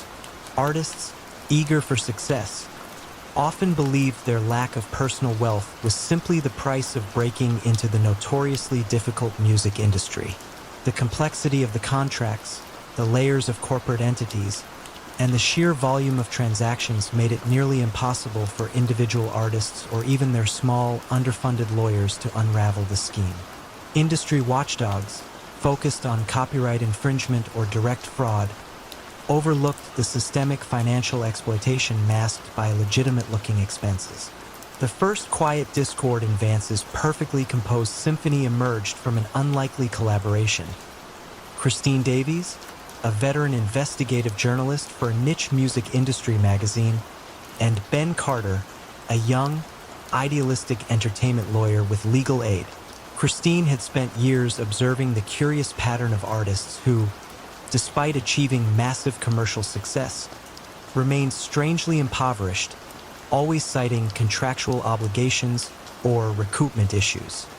Ben, meanwhile, was overwhelmed with cases from frustrated artists whose careers were soaring, but whose bank accounts remained stubbornly empty. They started connecting the dots. Their breakthrough came not from a single disgruntled artist, but from a painstaking analysis of dozens of Ascension Records contracts. Ben noticed a striking uniformity in the language, an unusually high artist development fund clause, always consuming a disproportionate percentage of an artist's earnings, and a peculiar creative investment fee that appeared across all contracts, regardless of the artist's genre or actual production needs. Christine's deep dives into public records revealed that these funds and fees invariably flowed into two specific, obscure holding companies registered in the Cayman Islands, which had no discernible legitimate business other than receiving payments from Ascension. The flaw was not in a single miscalculation, but in the perfect, uniform extraction across every artist, a pattern too consistent to be legitimate, a hidden mathematical signature of his quiet tyranny. When the federal authorities, armed with Christine's meticulous investigative reporting and Ben's forensic accounting of the contracts, finally moved, it was with the quiet precision of a well-rehearsed chord change. There was no dramatic raid on the sound sanctuary. Instead, 2 U.S. attorneys and an FBI financial crimes agent arrived at Vance's elegant office. Vance, ever composed, offered them coffee. They didn't shout accusations. They simply laid out the evidence. A detailed, cross-reference chart showing the consistent drain of artist royalties into the Cayman Island holding companies, linked through the development fund and creative investment clauses. They showed him how his golden microphone had been a subtle instrument of control, designed to filter wealth away from the very talent he claimed to nurture. Vance looked at the documents, his smooth composure finally faltering. His empire, built on the silence of exploited dreams and the intricate language of contracts, dissolving under the quiet, undeniable weight of exposed patterns. The music continued to play in Los Angeles, but the unseen hand that had quietly profited from its creation was finally and irrevocably silenced.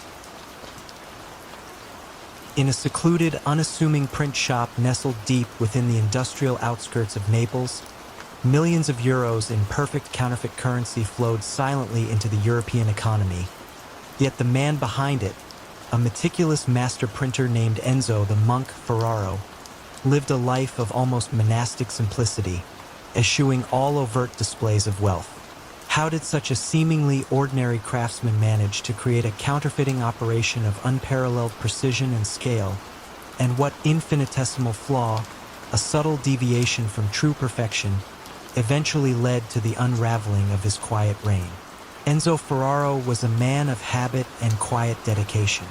His print shop, Arti Grafiche Ferraro, had been in his family for 3 generations, specializing in high-quality bespoke invitations, corporate brochures, and art reproductions. Enzo himself was a master of his craft, possessing an almost obsessive eye for detail, a profound understanding of paper, ink, and the delicate mechanics of a printing press. He was known for his precision, his punctuality, and his profound silence.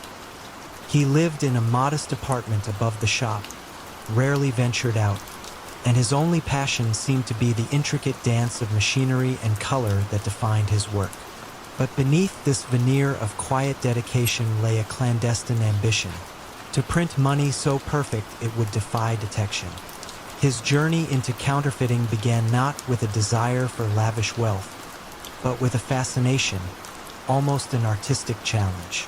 He studied genuine currency with the intensity of a scholar, analyzing its every fiber, its every watermark, its every microscopic security feature.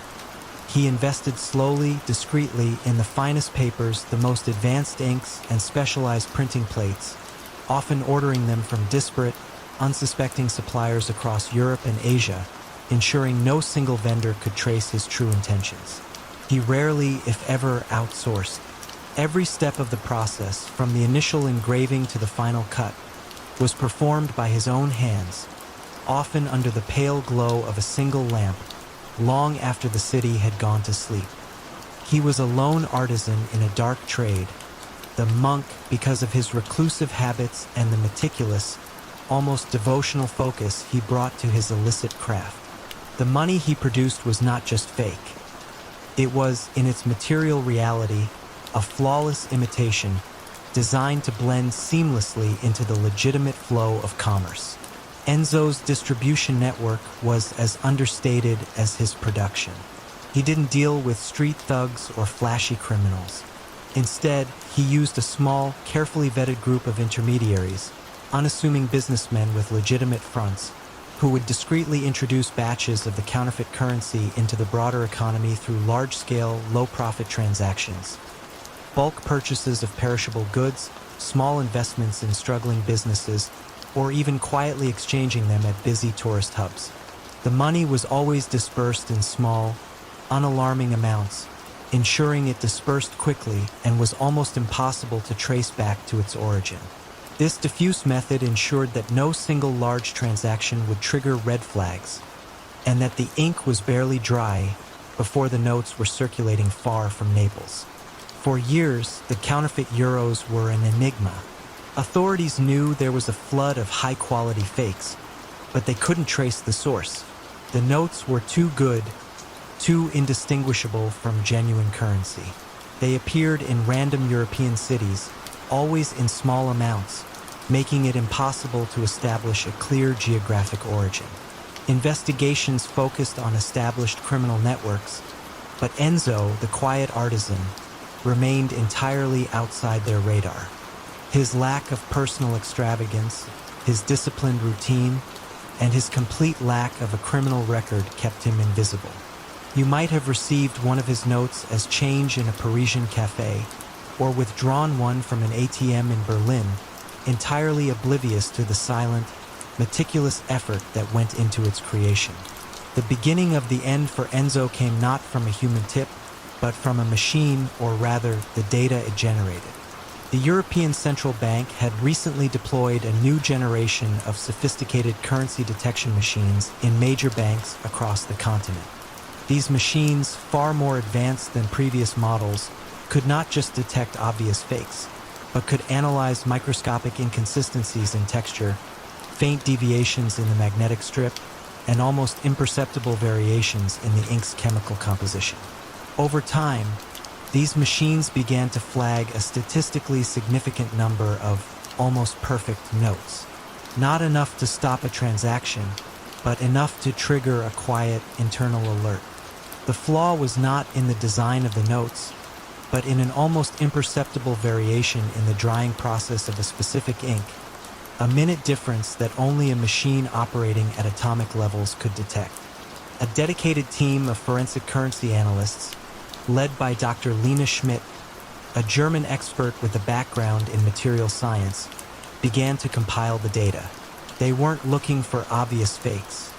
They were looking for patterns among the nearly perfect ones. She noticed that the flagged notes, despite appearing in diverse locations, shared a common, specific microsignature, a unique fingerprint left by a particular type of printing press and a very specific ink formula. This fingerprint pointed to a master printer of incredible skill. Dr. Schmidt's breakthrough came when she cross-referenced the chemical composition of the ink with shipping records for specialized printing supplies, slowly narrowing down the list of potential buyers to a handful of high-quality print shops. The next step was to identify which of these print shops also ordered the specific, obscure type of paper fiber found in the counterfeit notes. The quiet, almost invisible trail led directly to Artie Grafiche Ferraro in Naples. When the financial police, armed with Lena Schmidt's irrefutable forensic evidence, arrived at Enzo's shop, there was no dramatic confrontation. Enzo was at his press, meticulously adjusting a plate, the scent of ink and paper filling the air. He looked up, his expression calm, almost resigned. They didn't need to ask questions. They simply presented him with the detailed analysis, the microscopic images, the undeniable scientific proof of his unique signature on the counterfeit euros. His quiet empire, built on an almost perfect illusion, had been unraveled not by brute force, but by the cold, unyielding logic of advanced science, revealing the almost imperceptible flaw that only true perfection could hide. The silent king of counterfeits had finally been dethroned, not by a rival, but by the relentless pursuit of an unseen truth. In the somber quiet of Boston's oldest funeral parlor, Thomas "Tommy" Blackwood offered solace to grieving families, meticulously arranging final goodbyes. Yet behind the draped velvet and solemn hymns, he was arranging far more than just funerals. How did a man whose life revolved around death become the undisputed arbiter of life and fortune for so many? And what unexpected thread, woven from grief itself, eventually unraveled his profound control? Thomas "Tommy" Blackwood moved with a quiet, practiced grace through the hushed halls of Blackwood and Sons Funeral Home. The scent of lilies and polished mahogany clung to him, a perpetual aura of solemn respectability. Tommy was an institution in the old Boston neighborhoods, a third-generation funeral director whose family had eased countless families through their darkest hours. He knew every family history, every hidden sorrow, every unspoken financial strain. His voice was always gentle, his advice empathetic, his demeanor unfailingly compassionate. To the public, he was a pillar of the community, a man who offered comfort and dignity in death. But Tommy understood that grief was a powerful lever, a moment of profound vulnerability where desperate people made desperate choices, and that was where his true enterprise began. His method was built on subtle exploitation of sorrow. A family, overwhelmed by unexpected loss and mounting funeral expenses, would be gently guided towards options they couldn't truly afford. Then Tommy, with a sympathetic sigh, would offer a personal loan, a generous advance to cover the costs. No questions asked, no immediate repayment demanded. The interest rates were never explicitly stated, the repayment terms vaguely deferred. These loans weren't just about money, they were about obligation. Once a family was indebted to Tommy, they became part of his silent empire. He didn't demand payment with threats of violence. He simply expected favors. A struggling business owner might be asked to discreetly place a bet at a certain underground poker game Tommy ran, or to funnel a small, seemingly legitimate payment through their books. A city councilman, indebted for his father's lavish send-off, might find himself voting on a zoning variance that benefited a property Tommy quietly held an interest in. His empire grew not through intimidation, but through the insidious accumulation of silent debts and unspoken favors, each one a thread in a tightly woven web of control. Tommy's reach extended into every quiet corner of the community. He was the unacknowledged financier of a thriving underground gambling circuit, using the funeral home's back rooms for discreet payouts. He was the silent partner in numerous struggling small businesses, offering lifelines that turned them into fronts for money laundering. He even subtly influenced local elections, ensuring that key positions were filled by individuals who understood the unspoken rules. His power was invisible, rarely spoken of directly, but profoundly felt. You might have seen him in the local diner, calmly sipping coffee, nodding to passers-by, an embodiment of civic virtue, entirely unaware of the countless lives he quietly orchestrated, their futures tied to the silent ledger he kept in his mind, and occasionally in a small, well-hidden book. For decades, Tommy's system remained impenetrable. Who would suspect a funeral director, a man steeped in the solemn rituals of the departed? The victims were too ashamed of their vulnerability, too entangled in their debts, or too fearful of the implicit consequences to speak out. Law enforcement, focused on visible crime, overlooked the subtle, almost paternalistic control Tommy exerted. His books were immaculate, his taxes paid, his public persona beyond reproach. The first quiet fissure in Tommy's meticulously constructed world came not from a jilted gambler or a disgruntled client, but from a persistent, empathetic social worker named Anya Sharma. Anya worked with elderly residents in the community, often helping them navigate financial difficulties after the loss of a spouse. She began to notice a disturbing pattern. An unusually high number of her elderly clients, after burying a loved one through Blackwood and Sons, seemed to be perpetually struggling with debt, even when their known assets should have provided stability. They often spoke vaguely of arrangements with Mr. Blackwood, but never provided details, their eyes clouding with a mix of gratitude and quiet fear. Anya, with a background in financial fraud prevention, felt a subtle unease. It wasn't about theft. It was about coercion, a quiet economic strangulation of the most vulnerable. Anya's investigation was a slow, deliberate collection of whispers and public records. She correlated deaths handled by Blackwood and Sons with subsequent property transfers, sudden bankruptcies, or inexplicable financial obligations among the deceased's families. She discovered that many of these loans were not documented in any official capacity, existing only as verbal agreements, reinforced by the implicit threat of social ostracization or quiet ruin. Her breakthrough came when she identified a particular elderly widow who, after her husband's funeral, had unwittingly signed over the rights to a significant portion of her property to a shell company, ostensibly as collateral for an unpaid funeral balance that Tommy had claimed, but which she had no record of. The widow, too frail and intimidated to challenge it, had simply accepted her fate. When Anya presented her findings to a reluctant but ultimately convinced district attorney, the case was not about a violent crime, but about a systematic pattern of predatory financial exploitation, leveraging the most fragile moments of human existence. The evidence was circumstantial but compelling. A network of interconnected debts, unusual property transactions, and the silent, overwhelming fear expressed by dozens of families. The end for Tommy Blackwood was as quiet as his reign had been. There was no dramatic raid on the funeral home. Instead, 2 federal agents and a representative from the DA's office arrived during a lull between services. They found Tommy in his office reviewing a burial plot diagram. They didn't shout accusations. They simply laid out the intricate web of loans, the property transfers, the unrecorded debts, and the testimonials of grieving families, all connected by his subtle hand. The silent ledger, which had given him such absolute power, was now being read aloud, its true nature exposed. Tommy, confronted with the meticulous unraveling of his quiet empire, offered no resistance. His world, built on the solemnity of death and the vulnerability of the living, had finally been brought to light, not by a single act of defiance, but by the relentless pursuit of an unseen truth. The hum of the mainframe computers in the late 1990s, deep within a nondescript office park in Dublin, was the steady heartbeat of Liam, the architect O'Connell's operations. He wasn't building physical structures, but elaborate digital mazes, expertly laundering vast sums of money through the burgeoning world of online gambling.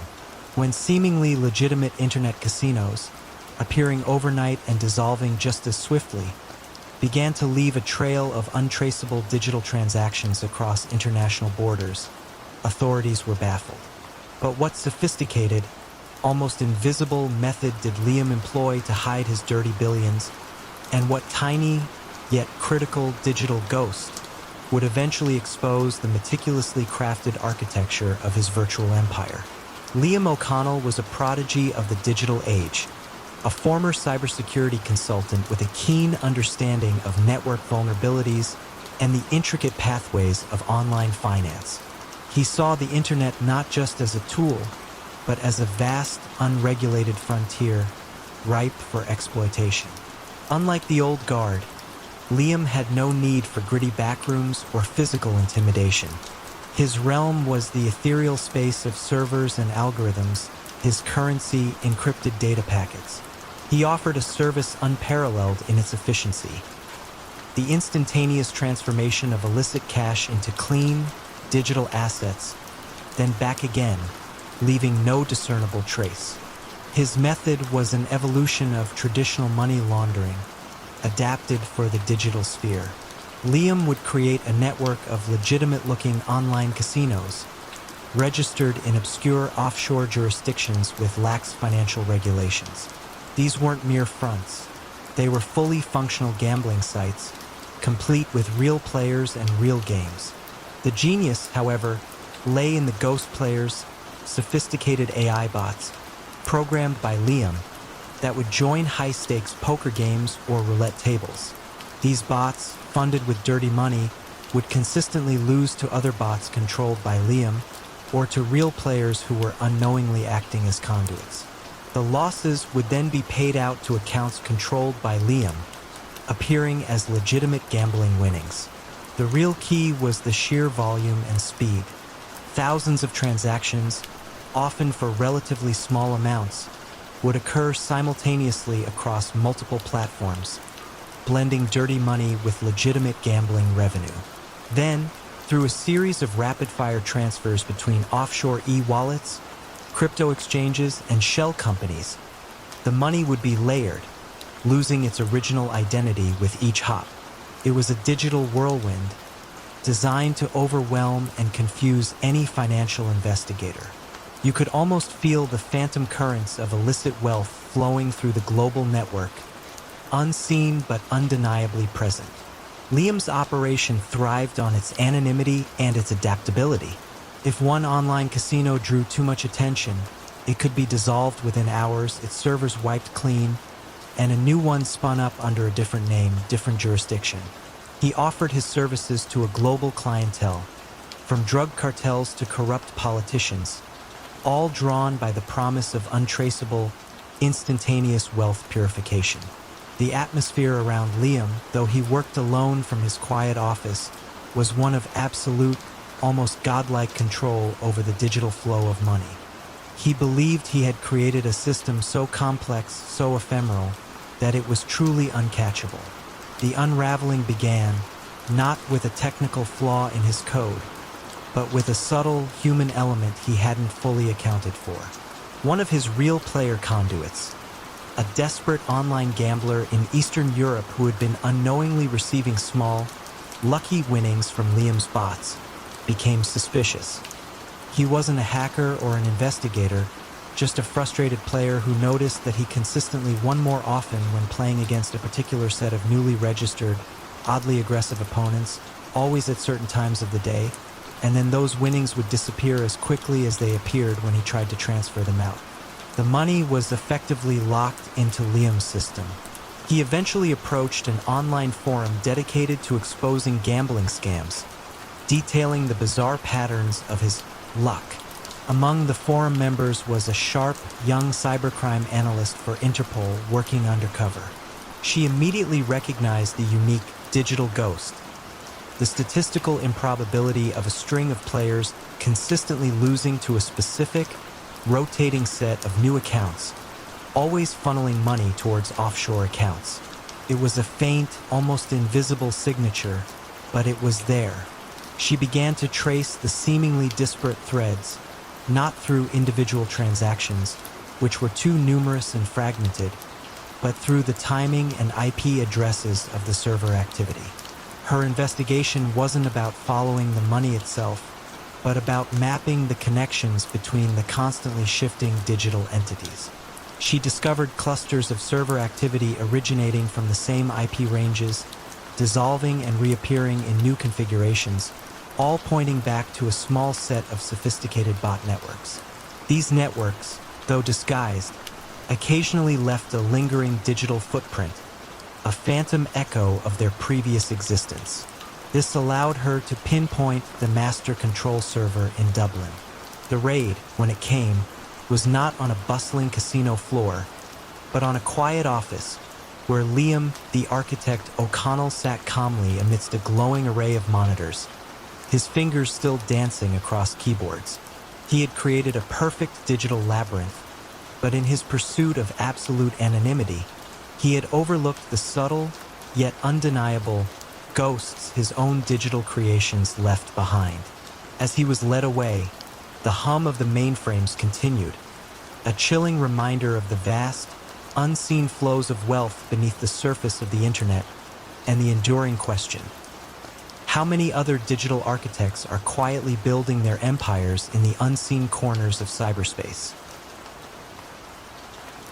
In the elite culinary circles of Paris, where Michelin stars dictated destinies and chefs vied for the approval of discerning critics, Antoine the Palette Du Bois reigned supreme. His pronouncements could elevate a humble bistro to a gastronomic temple or condemn a grand restaurant to oblivion. Yet, this revered critic lived a life of quiet luxury, never ostentatious, his wealth seemingly a byproduct of pure, unblemished taste. How did a man whose life revolved around the pursuit of culinary perfection quietly orchestrate a vast empire of hidden profits and controlled reputations? And what subtle, almost imperceptible flaw in the very ingredients he championed eventually allowed the natural world itself to expose his grand deception? Antoine Du Bois moved through the hallowed halls of France's finest restaurants with an air of profound authority. His slender fingers would delicately prod a fillet, his nose would inhale the nuanced aromas, and his eyes, sharp and discerning, would survey every plate with an almost surgical precision. His reviews, published in prestigious journals and guides, were gospel, capable of filling reservations books for months or emptying them overnight. To the public, he was the guardian of French gastronomy, a man of unimpeachable taste and integrity. But Antoine, beneath his veneer of scholarly connoisseurship, was a master manipulator of the culinary ecosystem, building a silent fortune on controlled access and manufactured scarcity. His method was an ingenious blend of critical influence and supply chain dominance. Antoine didn't just review, he invested, quietly, through layers of holding companies and trusted associates. He became a silent partner in struggling, but promising, restaurants. He would then bestow upon them a coveted Michelin star or a series of glowing reviews, propelling them to fame. Conversely, he would deliver scathing critiques to rivals, highlighting minute flaws with devastating precision, effectively driving them out of business or pressuring them into selling their operations at a bargain price, often to entities he secretly controlled. But his true leverage lay in a specific, almost mythical commodity: the tuber Melanosporum regalis, a rare, intensely aromatic black truffle found only in a few pristine, ancient forests of central France and notoriously difficult to cultivate. Antoine claimed to have exclusive access to these truffles through a network of trusted, traditional truffiers. He supplied these authentic truffles to his favored restaurants at exorbitant prices, making vast profits while ensuring his establishments maintained an unparalleled air of exclusivity and quality. These exclusive truffles became Antoine's signature, a mark of true culinary excellence that separated the elite from the merely good. The money generated from the inflated prices of these truffles, as well as the quiet dividends from his secretly owned restaurants, flowed through a complex web of offshore accounts and shell companies disguised as agricultural investments or consultancy fees. His personal life remained comfortably elegant but understated, reinforcing his image as a man devoted purely to the art of cuisine. For decades, Antoine's system was unassailable. The mystique of the truffle market, the inherent subjectivity of taste, and his unassailable reputation as a critic made questioning his methods almost unthinkable. Chefs, desperate for his approval and access to his rare ingredients, dared not complain about the prices. Auditors focused on declared profits, not the true origin of a fungus. The first faint, earthy scent of discord in Antoine's perfectly composed symphony emerged from an unexpected source. Dr. Juliette Dubois, No relation. A young, brilliant mycologist and forensic food scientist at the National Museum of Natural History. Juliet was pioneering advanced DNA sequencing and isotopic analysis techniques to determine the precise geographical origin and genetic lineage of wild fungi, particularly truffles. Her research aimed to combat the growing problem of counterfeit or mislabeled rare food products. She began to notice a peculiar, statistically improbable genetic homogeneity across several batches of tuber melanosporum regalis being supplied to Paris's most exclusive, highly rated restaurants that all, coincidentally, received glowing reviews from Antoine Dubois. The truffles, purportedly sourced from diverse, wild forest locations, should have shown natural genetic variations reflecting their individual growing conditions. But these did not. They were almost genetically identical. Juliet's investigation was a quiet, meticulous pursuit of scientific truth. She acquired samples of these exclusive truffles through various means, often posing as a culinary student or a researcher. Her DNA analysis revealed a startling truth. The truffles were not wild. They were, in fact, cultivated, grown in specialized, controlled environments, not in ancient forests. Even more damning, their isotopic signature, which reveals environmental conditions like soil type and rainfall, pointed not to central France, but to a vast commercial truffle farm in a remote region of Spain, a farm that had recently invested heavily in advanced cultivation techniques. The poetic misstep was Antoine's overzealous desire for perfect consistency in his rare truffles, a consistency that only cultivation could achieve, thereby erasing the very natural variations that would have confirmed their wild, prestigious origin. When the French financial police, armed with Dr. Dubois's irrefutable scientific evidence, finally approached Antoine Dubois, he was in a Michelin-starred kitchen, overseeing a chef meticulously shaving paper-thin slices of his truffles onto a dish. There was no dramatic confrontation, no public spectacle. Instead, two quiet detectives and Dr. Dubois herself arrived. Antoine, ever composed, offered them a taste of the truffle. They didn't shout accusations. They simply laid out Juliet's forensic reports, the DNA analyses proving cultivation, the isotopic data revealing the Spanish origin, and the undeniable link between his glowing reviews and the restaurants exclusively using his mass-produced, falsely labeled truffles. Antoine looked at the data, his expression slowly shifting from composed arrogance to a quiet, profound realization.